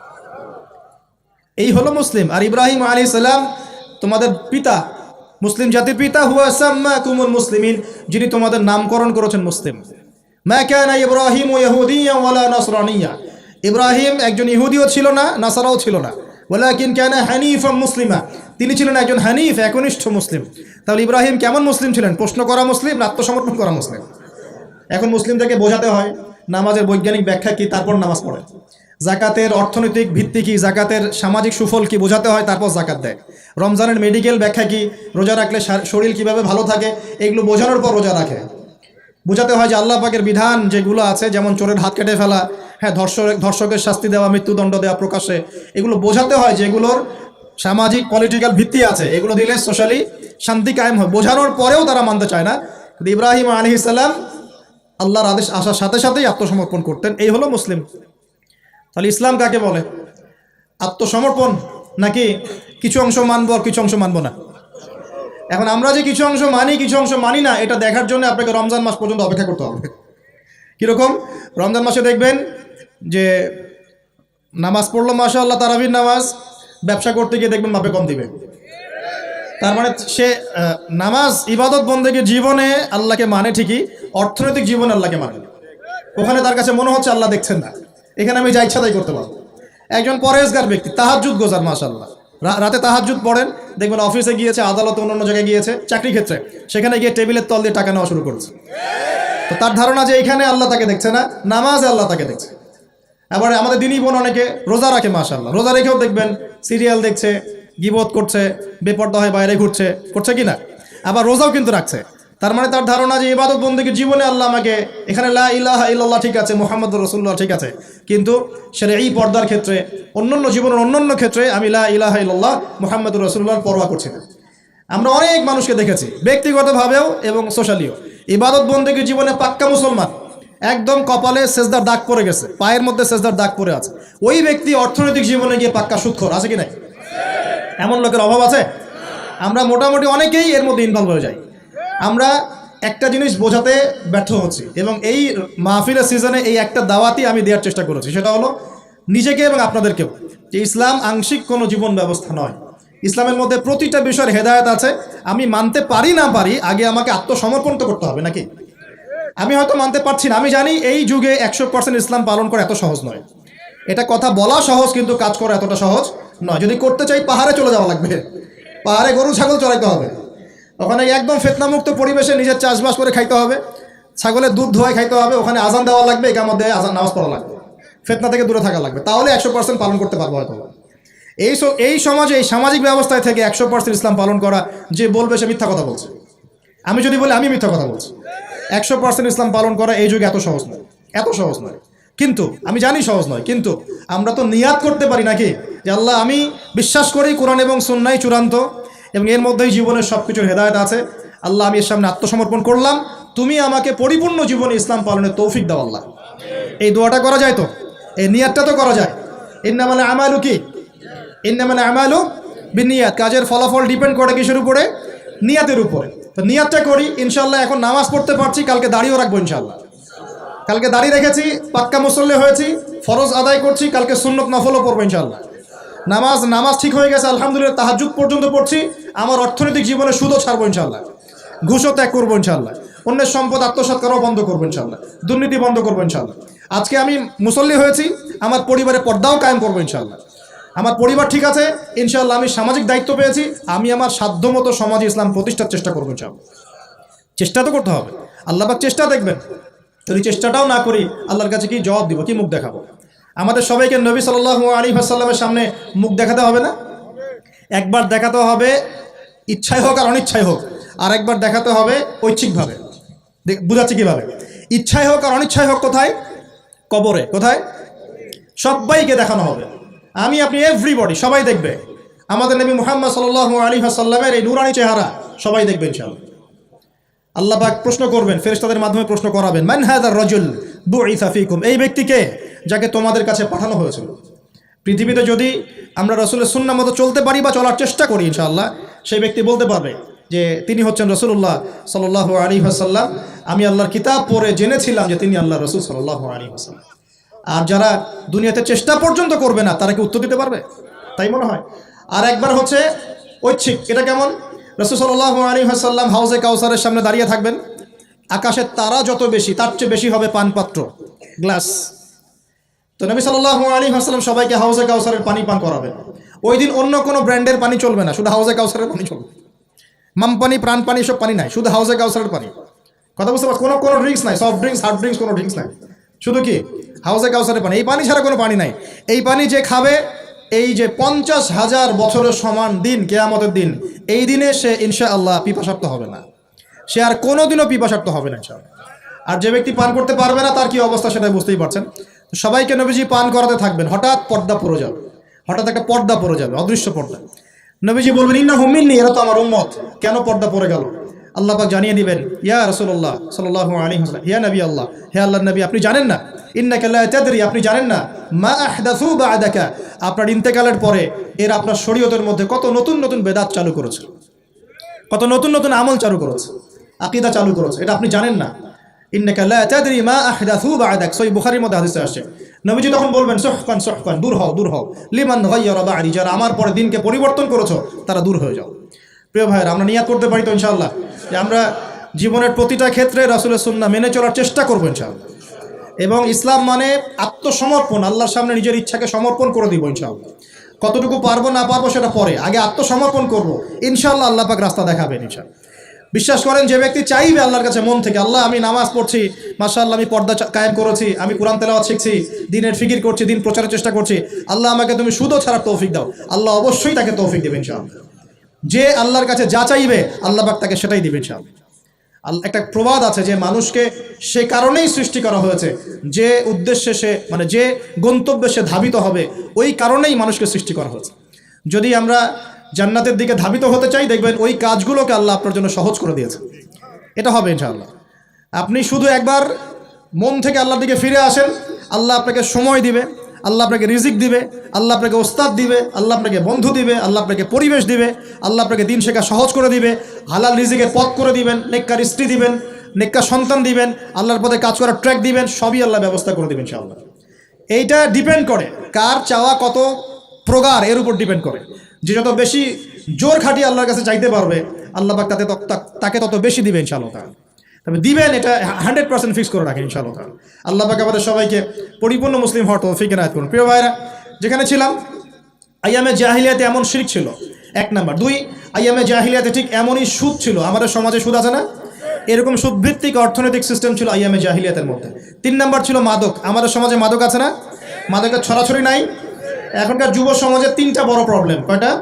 3টা। একটা হচ্ছে পর্নোগ্রাফি, একটা কি পর্নোগ্রাফি, অলমোস্ট এভরিবডি, সবাই পর্নোগ্রাফিতে আসক্ত, অলমোস্ট এভরিবডি। 2 নাম্বার হচ্ছে মাদক, এই যে মাদকের সাথে সবাই না হলেও সমাজের একটা বড় অংশের যুব সমাজ কিন্তু আসক্ত হয়ে আছে। 3 নাম্বার হচ্ছে ফ্রি মিক্সিং, মানে নারী পুরুষের অবাধ মেলামেশা। এই সমস্যাগুলো যুব সমাজকে আজকে গ্রাস করে খাচ্ছে। এরপরে আরও কিছু প্রবলেম আছে, যেমন বেকারত্ব, হতাশা, জীবনের উদ্দেশ্য থেকে বিচ্যুত হয়ে যাওয়া, পারিবারিক চাপ, হ্যাঁ, মিউজিক, তারপরে বন্ধুদের, খারাপ বন্ধুদের পাল্লায় পড়া, সঙ্গদোষ, কিশোর গ্যাং, এরকম কিছু প্রবলেমস আছে। তবে যুবকদের সমস্ত প্রবলেমস সলভ করার জন্য আপনারা অনেক ট্র্যাক দেখাতে পারেন, আমি আমার জায়গা থেকে মাত্র 2টা সলিউশন দিব। কয়টা ভাই? এই 2টার উপর আমল করেন, 40 দিন আমল করবেন। কয়দিন? প্রেসক্রিপশন করছি, মাত্র 40 দিন। যদি 40 দিন আমল করার পরে যুব সমাজ এখান থেকে বের না হতে পারে, তারপরে আমার সাথে যোগাযোগ করেন, আমার কথা বলেন যে ভাই আপনার কথা কাজ হয় নাই, এটা বলে দেখে না। লক্ষ লক্ষ যুবকের জীবন এভাবে চেঞ্জ হয়েছে, লক্ষ লক্ষ, 1টা 2টা না, ইনশাল্লাহ আপনারটাও হবে ইনশাল্লাহ। লক্ষ লক্ষ যুবকের জীবন পরিবর্তন হয়েছে, এবং এমন এমন জায়গায় গিয়ে এই কথাগুলো পড়ছে, আমিও জানি না কোথায় গিয়ে কথাগুলো পড়ছে। যেমন আজকে যে এয়ারে আসছিলাম, বাংলাদেশের একটা বড় কোম্পানির একজন এমডি আমারই হয়তো পাশে বসেছিল, আমি চিনতে পারি নাই, সে আমাকে চিনেছে। নামার সময় আমাকে বলছে যে আপনি আমার কার্ডটা রাখেন, কোনো একদিন হয়তো আমি আপনার কাজে আসতে পারি। আমি তার কার্ডটা রেখে দিয়েছি। তিনি বলছেন যে আপনার লেকচার শুনে আমি 3টা কাজ করেছি। 1, হজ ফরজ হয়েছিল আমার উপরে, হজ করেছি। 2, আমি বড় একটা সুদী কোম্পানির মধ্যে ছিলাম, আমি সুদের সমস্ত সম্পদ দান করে দিয়েছি। সুদ তো ছেড়ে দিয়েছি, সুদের সমস্ত সম্পদও দান করে দিয়েছি। আর 3 নাম্বার, নামাজে গাফেল ছিলাম, নামাজ ধরেছি। তো আমি কিন্তু তাকে চিনিও না, এবং তিনি কত বড় কোন কোম্পানির এমডি তাও জানি না। এরকম নিঃসন্দেহে এই কথাগুলো লক্ষ লক্ষ কোটি কোটি মানুষের কলিজার মধ্যে আসার করবে ইনশাআল্লাহ তাআলা। আমি জাস্ট 2টা সলিউশন বলবো, অনেক বেশি কথা বলবো না। প্রিয় যুবক ভাই, আপনার সলিউশন এই বেকারত্ব, মাদক, মেয়ের প্রতি আসক্তি, হ্যাঁ, হতাশা, চাকরি না পাওয়া, এই যে ব্যাপারগুলো, পারিবারিক চাপ, হ্যাঁ, তারপরে আপনি মাঝে মাঝে হয়তো একটু এগ্রেসিভলি একটু গুন্ডাগার্দি করছেন, নাউজুবিল্লাহ, এই যে প্রবলেমসগুলো, এগুলো সলভ আপনাকে 2টো জিনিস করবে। 1, আপনি জাস্ট 5টা ওয়াক্ত নামাজ জামাতে পড়ার চেষ্টা করেন। 1টা 5 ওয়াক্ত মানে 5 ওয়াক্তই, মানে আপনাকে ফজরে উঠতে হবে, এশার নামাজও পড়তে হবে। ফজরে উঠতে হলে যদি আপনাকে সারা রাত জেগে থাকতে হয় তাহলে জেগে থাকবেন, যদি আর্লি ঘুমাতে হয় তাহলে আর্লি ঘুমাবেন। দুইটা সলিউশন। মানে এখন তো অনেকেই রাত চলে যায় 3টা, 3:30, 4টা পর্যন্ত জেগে থাকে, কারণ এখন তো দিন রাত হয়ে গেছে, রাত দিন হয়ে গেছে, তাই না? এটা ক্ষেত্র বিশেষে জায়েজ হতে পারে, কিন্তু সবসময় এটা করা যাবে না।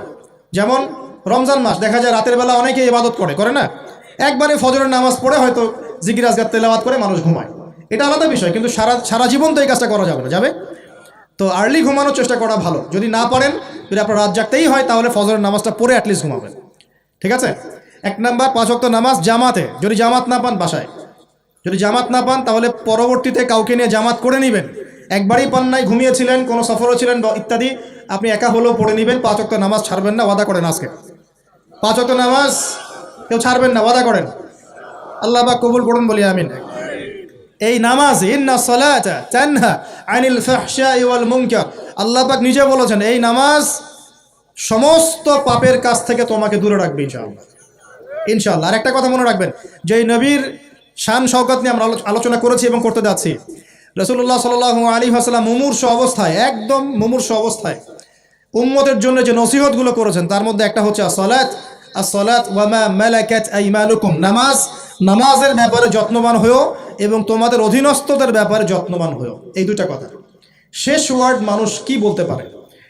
আপনার বাবা যখন ইন্তেকাল করেছেন হয়তো শেষ কথা বলেছেন তোর মাকে দেখিস, ঠিক আছে, তোর বোনদেরকে দেখিস, বাবা আমার এই বিষয়গুলো আমি ছেড়ে গেলাম তুই দেখিস। আচ্ছা, আছে না এমন?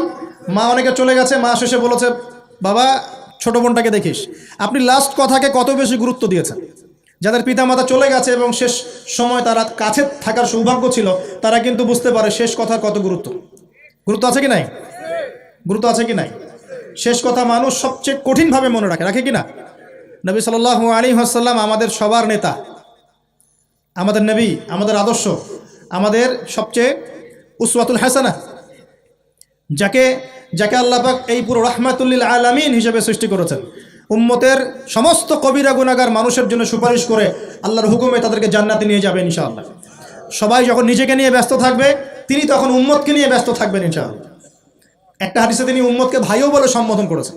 কাশ আমি যদি আমার ভাইদেরকে দেখতে পেতাম, হাদিসটা সহিহ, কাশ আমি যদি আমার ভাইদেরকে দেখতে পেতাম। সাহাবীরা বলছেন আমরা কি আপনার ভাই নই? নবীজি বলছেন না, তোমরা না, তোমরা আমার সাহাবী। আমার ভাই তারা যারা আমার পরে আসবে, তোমাদের পরে আসবে, আমাকে না দেখেই ঈমান নিয়ে আসবে ইনশাআল্লাহ। এখানে কি আপন ভাই বোঝানো হচ্ছে? সেটা বোঝানো হচ্ছে না, এখানে বোঝানো হচ্ছে কাছের, আমার আত্মার সাথে সম্পর্ক ওদের। আমাকে না দেখেই তারা আমার প্রতি বিশ্বাস করবে ইনশাআল্লাহ। করবে কি না? আমরা কি দেখেছি নবীকে? এই মহান ব্যক্তিত্ব জীবনের শেষের দিকে আমাদেরকে নসিহত করেছেন আসসালাত, নামাজ ধরে রাখো, নামাজ ধরে রাখো। বসেন।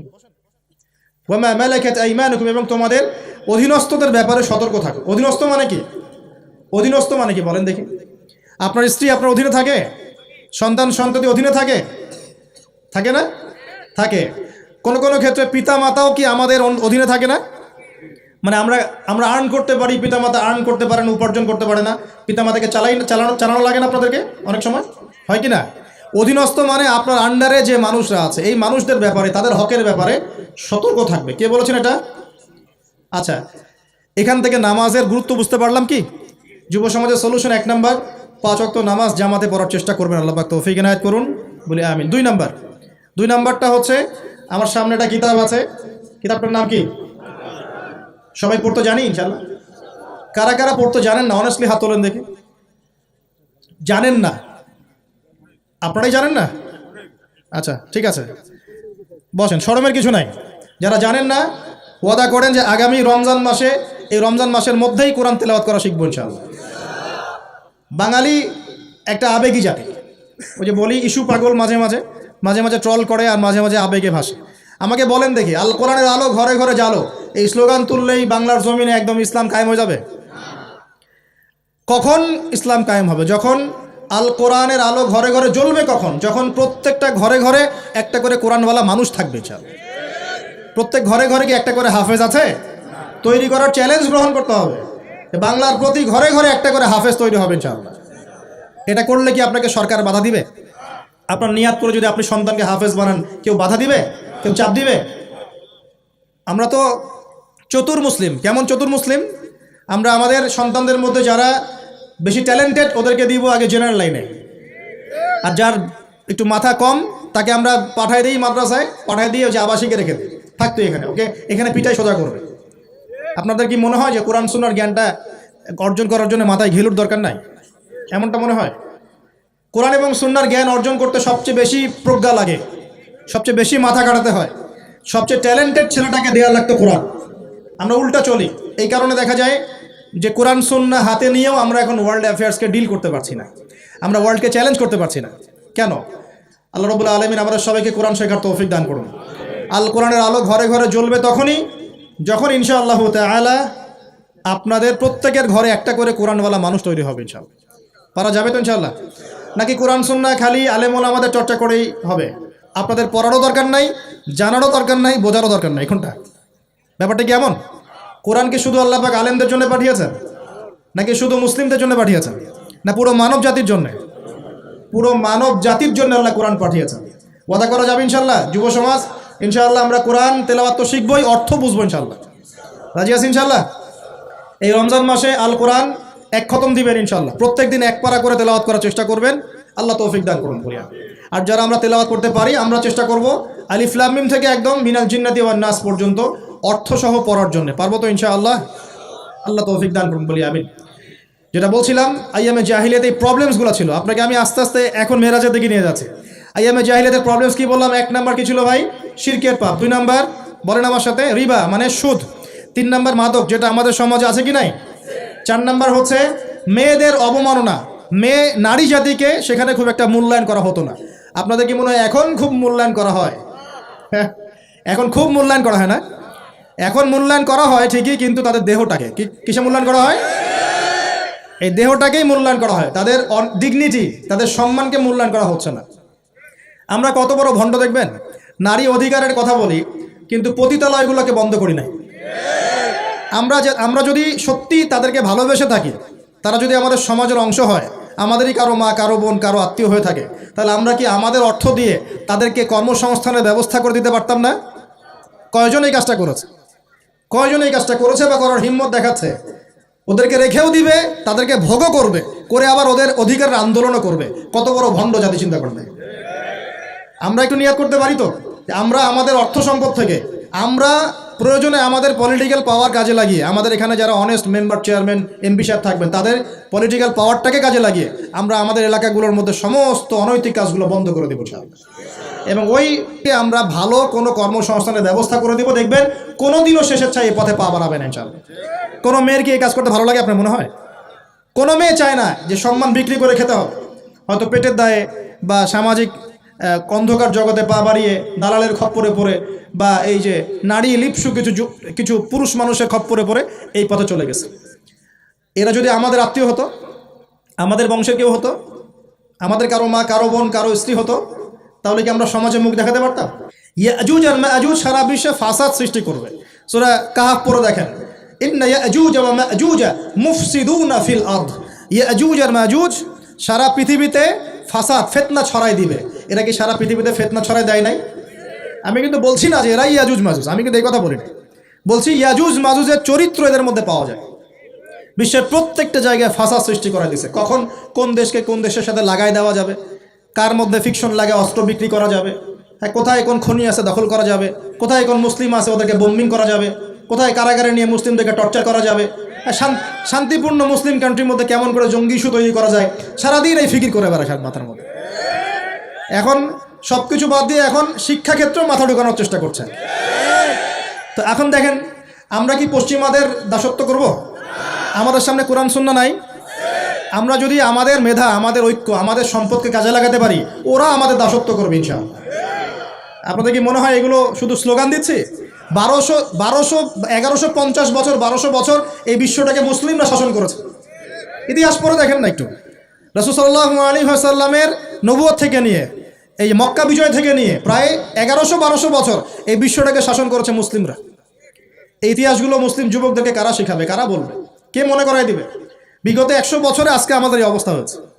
কেন হয়েছে? এই যে বললাম, আমরা তাওহীদ থেকে সরে আসছি, সুন্নত থেকে সরে আসছি, আমরা এখন মাদকের পিছনে ছুটছি, আমরা নামাজ ছেড়ে দিয়েছি, কোরআন ছেড়ে দিয়েছি। এই যে দেখেন কতজন মানুষ হাত তুললো যে কোরআন পড়তে পারে না, অথচ সাহাবীদের যুগে মনে হয় মশাল নিয়ে একজনকে খুঁজে পাওয়া যাবে না যে কোরআন পড়তে পারে না। ওই যে আপনার আন্দালুসের একটা ঘটনা আছে, বাদশাহ মেয়ের বিয়ে দিবে, এখন সবাইকে বলেছে যে আমি মেয়ের বিয়ে দিব, ছেলে খুঁজতেছি, এখন আমি চাই যে একজন হাফেজে কোরআন ছেলের সাথে আমার মেয়ের বিয়ে দিব। যাদের ঘরে হাফেজে কোরআন ছেলে আছে সবাই রাত্রেবেলা মশাল জ্বালাবে, একটা করে মশাল জ্বালিয়ে রাখবে। এখন বাদশাহ রাতের বেলা গভীর রাতে টাওয়ারের উপর উঠেছে, উঠে দেখে তার রাজ্যের প্রতিটা বাসায় মশাল জ্বলছে, মানে সবাই কোরআনে হাফেজ। পরের দিন শর্ত দিল যে সবাই তো কোরআনে হাফেজ, এখন আমি কার সাথে আমার মেয়ের বিয়ে দেবো? কোরআনের মুফাসসির যারা তার সাথে দেব। পরের দিন যখন উনি টাওয়ারে উঠেছেন, দেখেন যে সব ঘরে মশাল জ্বলছে, এখন সবাই কোরআনে তাফসীর করতে যাবে। তারপর দিন আরও কঠিন শর্ত দিয়েছে যে হাদিসের উপর গবেষণা কারা করেছে, হাদিস বেত্তা কারা, এবার কোরআন হাফেজ, তাফসীর এবং হাদিস জানে কারা। এবার দেখা গেছে অর্ধেক আলো জ্বলতেছে ঘরে, পুরো দেশের অর্ধেক আলো জ্বলতেছে। এইভাবে প্রায় 8-10টা ধাপে ধাপে তিনি জামাই সিলেক্ট করেছেন। জামাই পেতে এত কষ্ট, সবাই ভালো মানুষ, এর মধ্যে ভালো কোথায় খুঁজে বের করুন। তো দেখেন আমরা যে ইসলাম থেকে সরে আসছি, এই কারণে আজকে বিগত 100 বছরে আমাদের এই অবস্থা হচ্ছে। আল্লাহ পাক আমাকে এবং আপনাদের সবাইকে 5 ওয়াক্ত নামাজি বানায় দেন, দোয়া করি।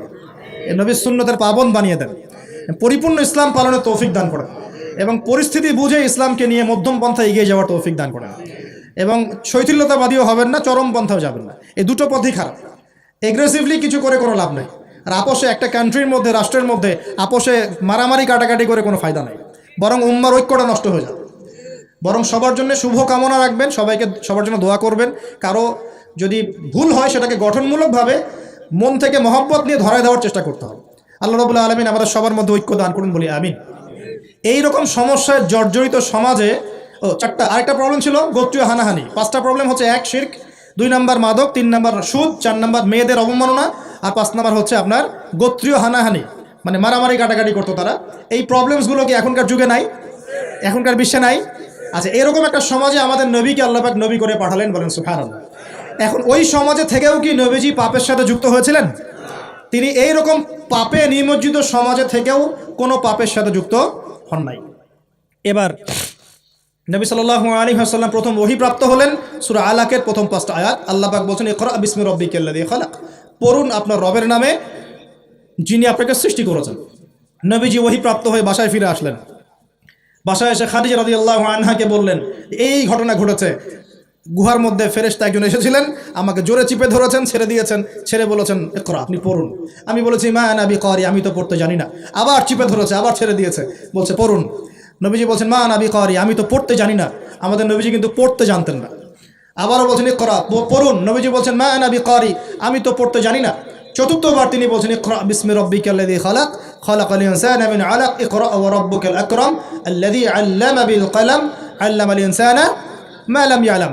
এবার খাদিজা রাদিয়াল্লাহু আনহা তিনি মুসলিম হয়েছেন, তার চাচাতো ভাই ওয়ারাকা বিন নাফেলের কাছে নিয়ে গেছেন। তিনি বলেছেন যে হ্যাঁ, তোমার কাছে যে এসেছিল তার নাম নামুস, মানে জিবরাইল আলাইহিস সালাম, তুমি নবুয়ত পেয়েছো, এখন তোমার এলাকার মানুষ তোমাকে বের করে দিবে। নবীজি বলছেন আমার এলাকার মানুষ আমাকে বের করে দিবে? আওয়া মুখরিজিয়া হুম, তারা কি আমাকে বের করে দিবে? তখন নবীজিকে বলা হচ্ছে হ্যাঁ, এর আগে যার কাছেই এই ওহী এসেছে তাকেই তার কম বের করে দিয়েছে। নবীজি দাওয়াতি কাজ করতে থাকলেন। প্রথম 3 বছর গোপন দাওয়াত। কয় বছর? প্রথম 3 বছর গোপনে দাওয়াত। এই 3 বছরে তৈরি হয়েছে আবু বকর সিদ্দিক, আপনার উসমান বিন আফফান, আব্দুর রহমান বিন আউফ, তালহা বিন উবাইদুল্লাহ, জুবাইর বিন আওয়াম, হ্যাঁ, এই যে যায়েদ ইবনে হারেসা, বেলাল আল হাবাশি, এরকম সাহাবী, আব্দুল্লাহ বিন মাসউদ, জাফর ইবনে আবি তালেব, আলী ইবনে আবি তালেব, এমন প্রায় 40 থেকে 80 জন সাহাবী ইসলাম কবুল করেছেন, বলেন আলহামদুলিল্লাহ। এরপর 4র্থ বছর থেকে প্রকাশ্যে দাওয়াত দেওয়া শুরু হলো। যখনই প্রকাশ্যে দাওয়াত দেওয়া শুরু হলো, তখনই নবী সাল্লাল্লাহু আলাইহি ওয়াসাল্লামের প্রতি জুলুম, নির্যাতন চাপিয়ে দেওয়া হলো। শারীরিক নির্যাতন, মানসিক নির্যাতন, অর্থনৈতিকভাবে বয়কট করা, হ্যাঁ, তারপরে কখনো কখনো এই যে মাথার উপরে উটের নাড়ি ভুড়ি চাপিয়ে দেওয়া হয়েছে, কখনো তাকে আঘাত করা হয়েছে, কখনো কি করা হয়েছে, সামাজিক্যালি মানে সোশ্যালি বয়কট করা হয়েছে, কখনো তাকে গালিগালাজ করা হয়েছে। আমি দেখেছি তাকে ইন টোটাল প্রায় 15 থেকে 16টা গালি খেতে হয়েছে। আমাদের নবীজিকে, যার সামনেও কোনো গোনা নাই, পিছনেও কোনো গোনা নাই, এই ব্যক্তিকে জীবনে প্রায় 15 থেকে 16টা গালি খেতে হয়েছে। মানুষ তাকে বলেছে কাযযাব, মিথ্যাবাদী, মহামিথ্যাবাদী, সাহের, জাদুকর, ফারিকুল জামা, ঐক্য বিনষ্টকারী, হ্যাঁ, মজনুন, পাগল, জিনগ্রস্ত ইত্যাদি। মানুষ তাকে এসব কথা বলেছে। আমাদের নবীজিকে মানুষ এই কথা বলেছে। এখন আমাদের সমাজে একটা প্রচলন ঘটেছে, সে খারাপ না হলে কি মানুষ এমনি এমনি খারাপ বলে? এরকম আছে না? খারাপ না হলে কি এমনি জুলুম আসে? এরকম বিশ্বাস আমাদের মধ্যে আছে। আমাদের নবীজিকে হকের উপর থাকার পরেও জীবনে প্রায় 15 থেকে 16টা গালি খেতে হয়েছে। তারপরে আমি স্টাডি করে দেখেছি, তাকে জীবনে প্রায় 14 থেকে 15 বার মানুষ হত্যা করার চেষ্টা করেছে। কতবার? 14 থেকে 15 বার। এমনকি মক্কা বিজয়ের দিন যখন তিনি কাবা ঘর তাওয়াফ করছিলেন, ওই সময় একজন ব্যক্তি ভিতরে ছুরি নিয়ে এসে তাকে মারার চেষ্টা করেছিল। কি বলবেন? এখন নবী সাল্লাল্লাহু আলাইহি ওয়াসাল্লামের চেয়ে ভদ্র কোনো মানুষ আছে? নম্র হিতাকাঙ্ক্ষী কোনো মানুষ আছে? উত্তম চরিত্রের কেউ আছে? তাহলে তার জীবনে এমন কেন হয়? উত্তর, যখন আপনি পরিপূর্ণ হকের উপর থাকবেন তখন আপনাকে চতুর্দিক থেকে বাধা পেতে হবে। আপনার পরিবার থেকে বাধা আসবে, আপনার বন্ধু মহল থেকে বাধা আসবে, আপনার কোনো সময় দেখা যাবে স্ত্রী শত্রু হয়ে যাচ্ছে, সন্তান শত্রু হয়ে যাচ্ছে। হ্যাঁ, সমাজে আপনি চলতে যাচ্ছেন, সমাজের মানুষ আপনাকে সেভাবে গ্রহণ করছে না, আপনি আনসোশাল হয়ে যাচ্ছেন, অনেক সমস্যা হতে পারে। তবে এরপরেও কি হক ছেড়ে দেওয়া যাবে? আল্লাহ পাক সবাইকে হকের উপর থাকার তৌফিক দান করুন। এখন এইভাবে চলতে চলতে এক পর্যায়ে নির্যাতনের মাত্রা এত বেশি হলো যে সাহাবীরা নবীর কাছে এসে বলছেন, ইয়া রাসূলুল্লাহ, তাদের প্রতি বদদোয়া করেন যাতে আল্লাহ তাদেরকে ধ্বংস করে দেন। তখন নবীজি বলছেন, দেখো, তোমরা খুব তাড়াহুড়া করছো, আমি তোমাদেরকে জানিয়ে দিচ্ছি, আল্লাহ পাক এই দিন ইসলামকে মাশরিক মাগরিব পর্যন্ত পৌঁছে দিবেন। এমনকি একটা কাঁচা ঘর, একটা পাকা ঘর বাদ থাকবে না যেখানে আল্লাহ পাক লা ইলাহা ইল্লাল্লাহ কালিমা ঢুকিয়ে দিবেন না।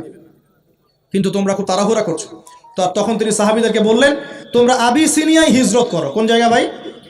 আবিসিনিয়া কোন দিকে? এখন এই যে ইথিওপিয়া নাম শুনে, ইথিওপিয়া, ইরিত্রিয়া নাম শুনেছেন?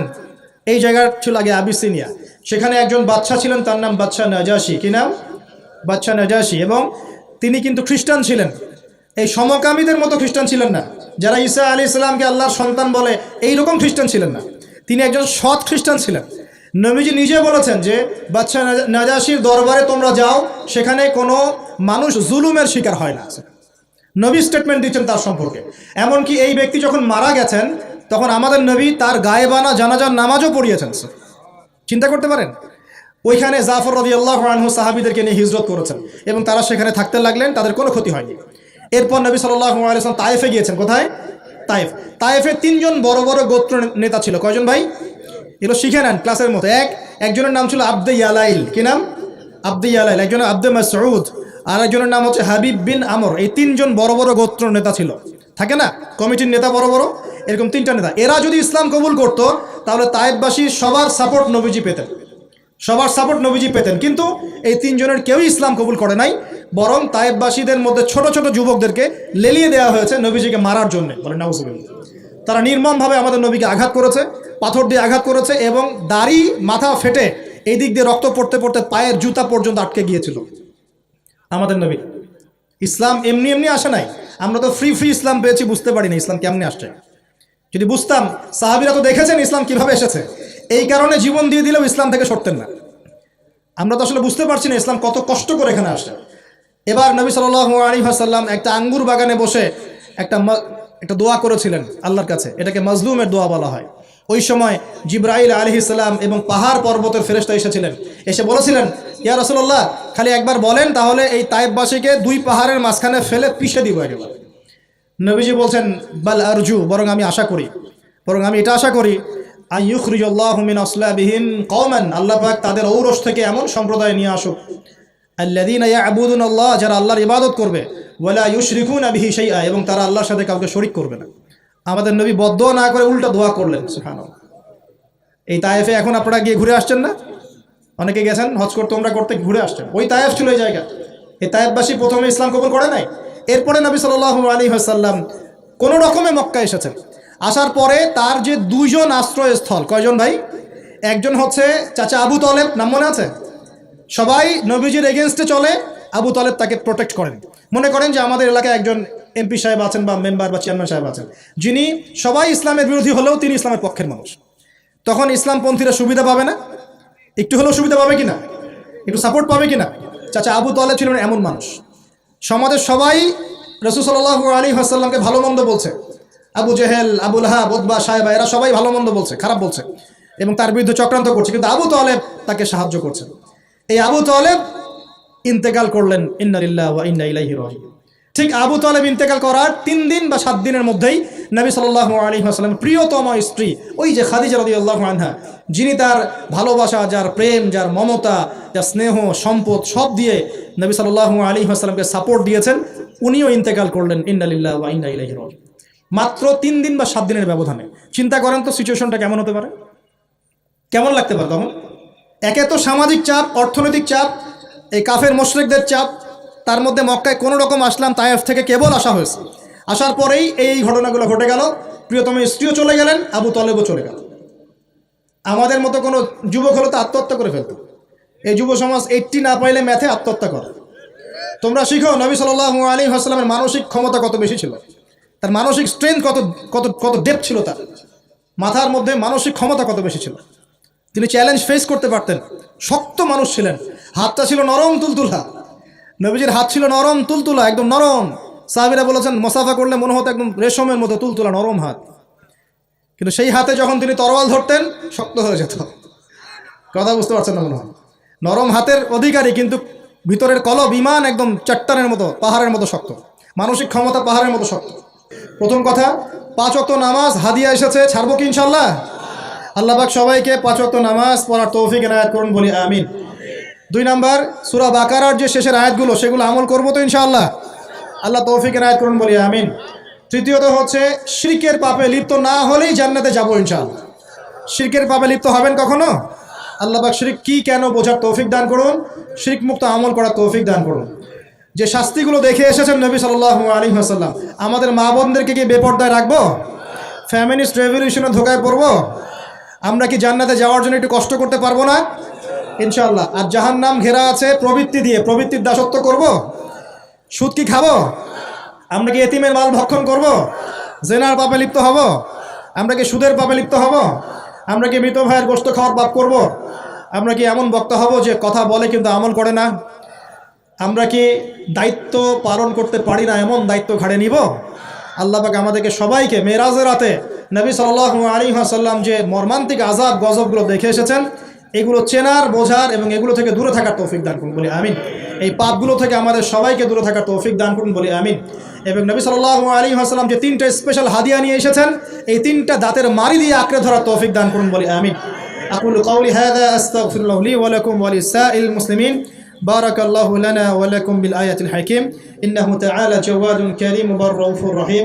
সুবহানাকা আল্লাহুম্মা ওয়া বিহামদিকা আশহাদু আন লা ইলাহা ইল্লা আনতা আস্তাগফিরুকা ওয়া আতুবু ইলাইক।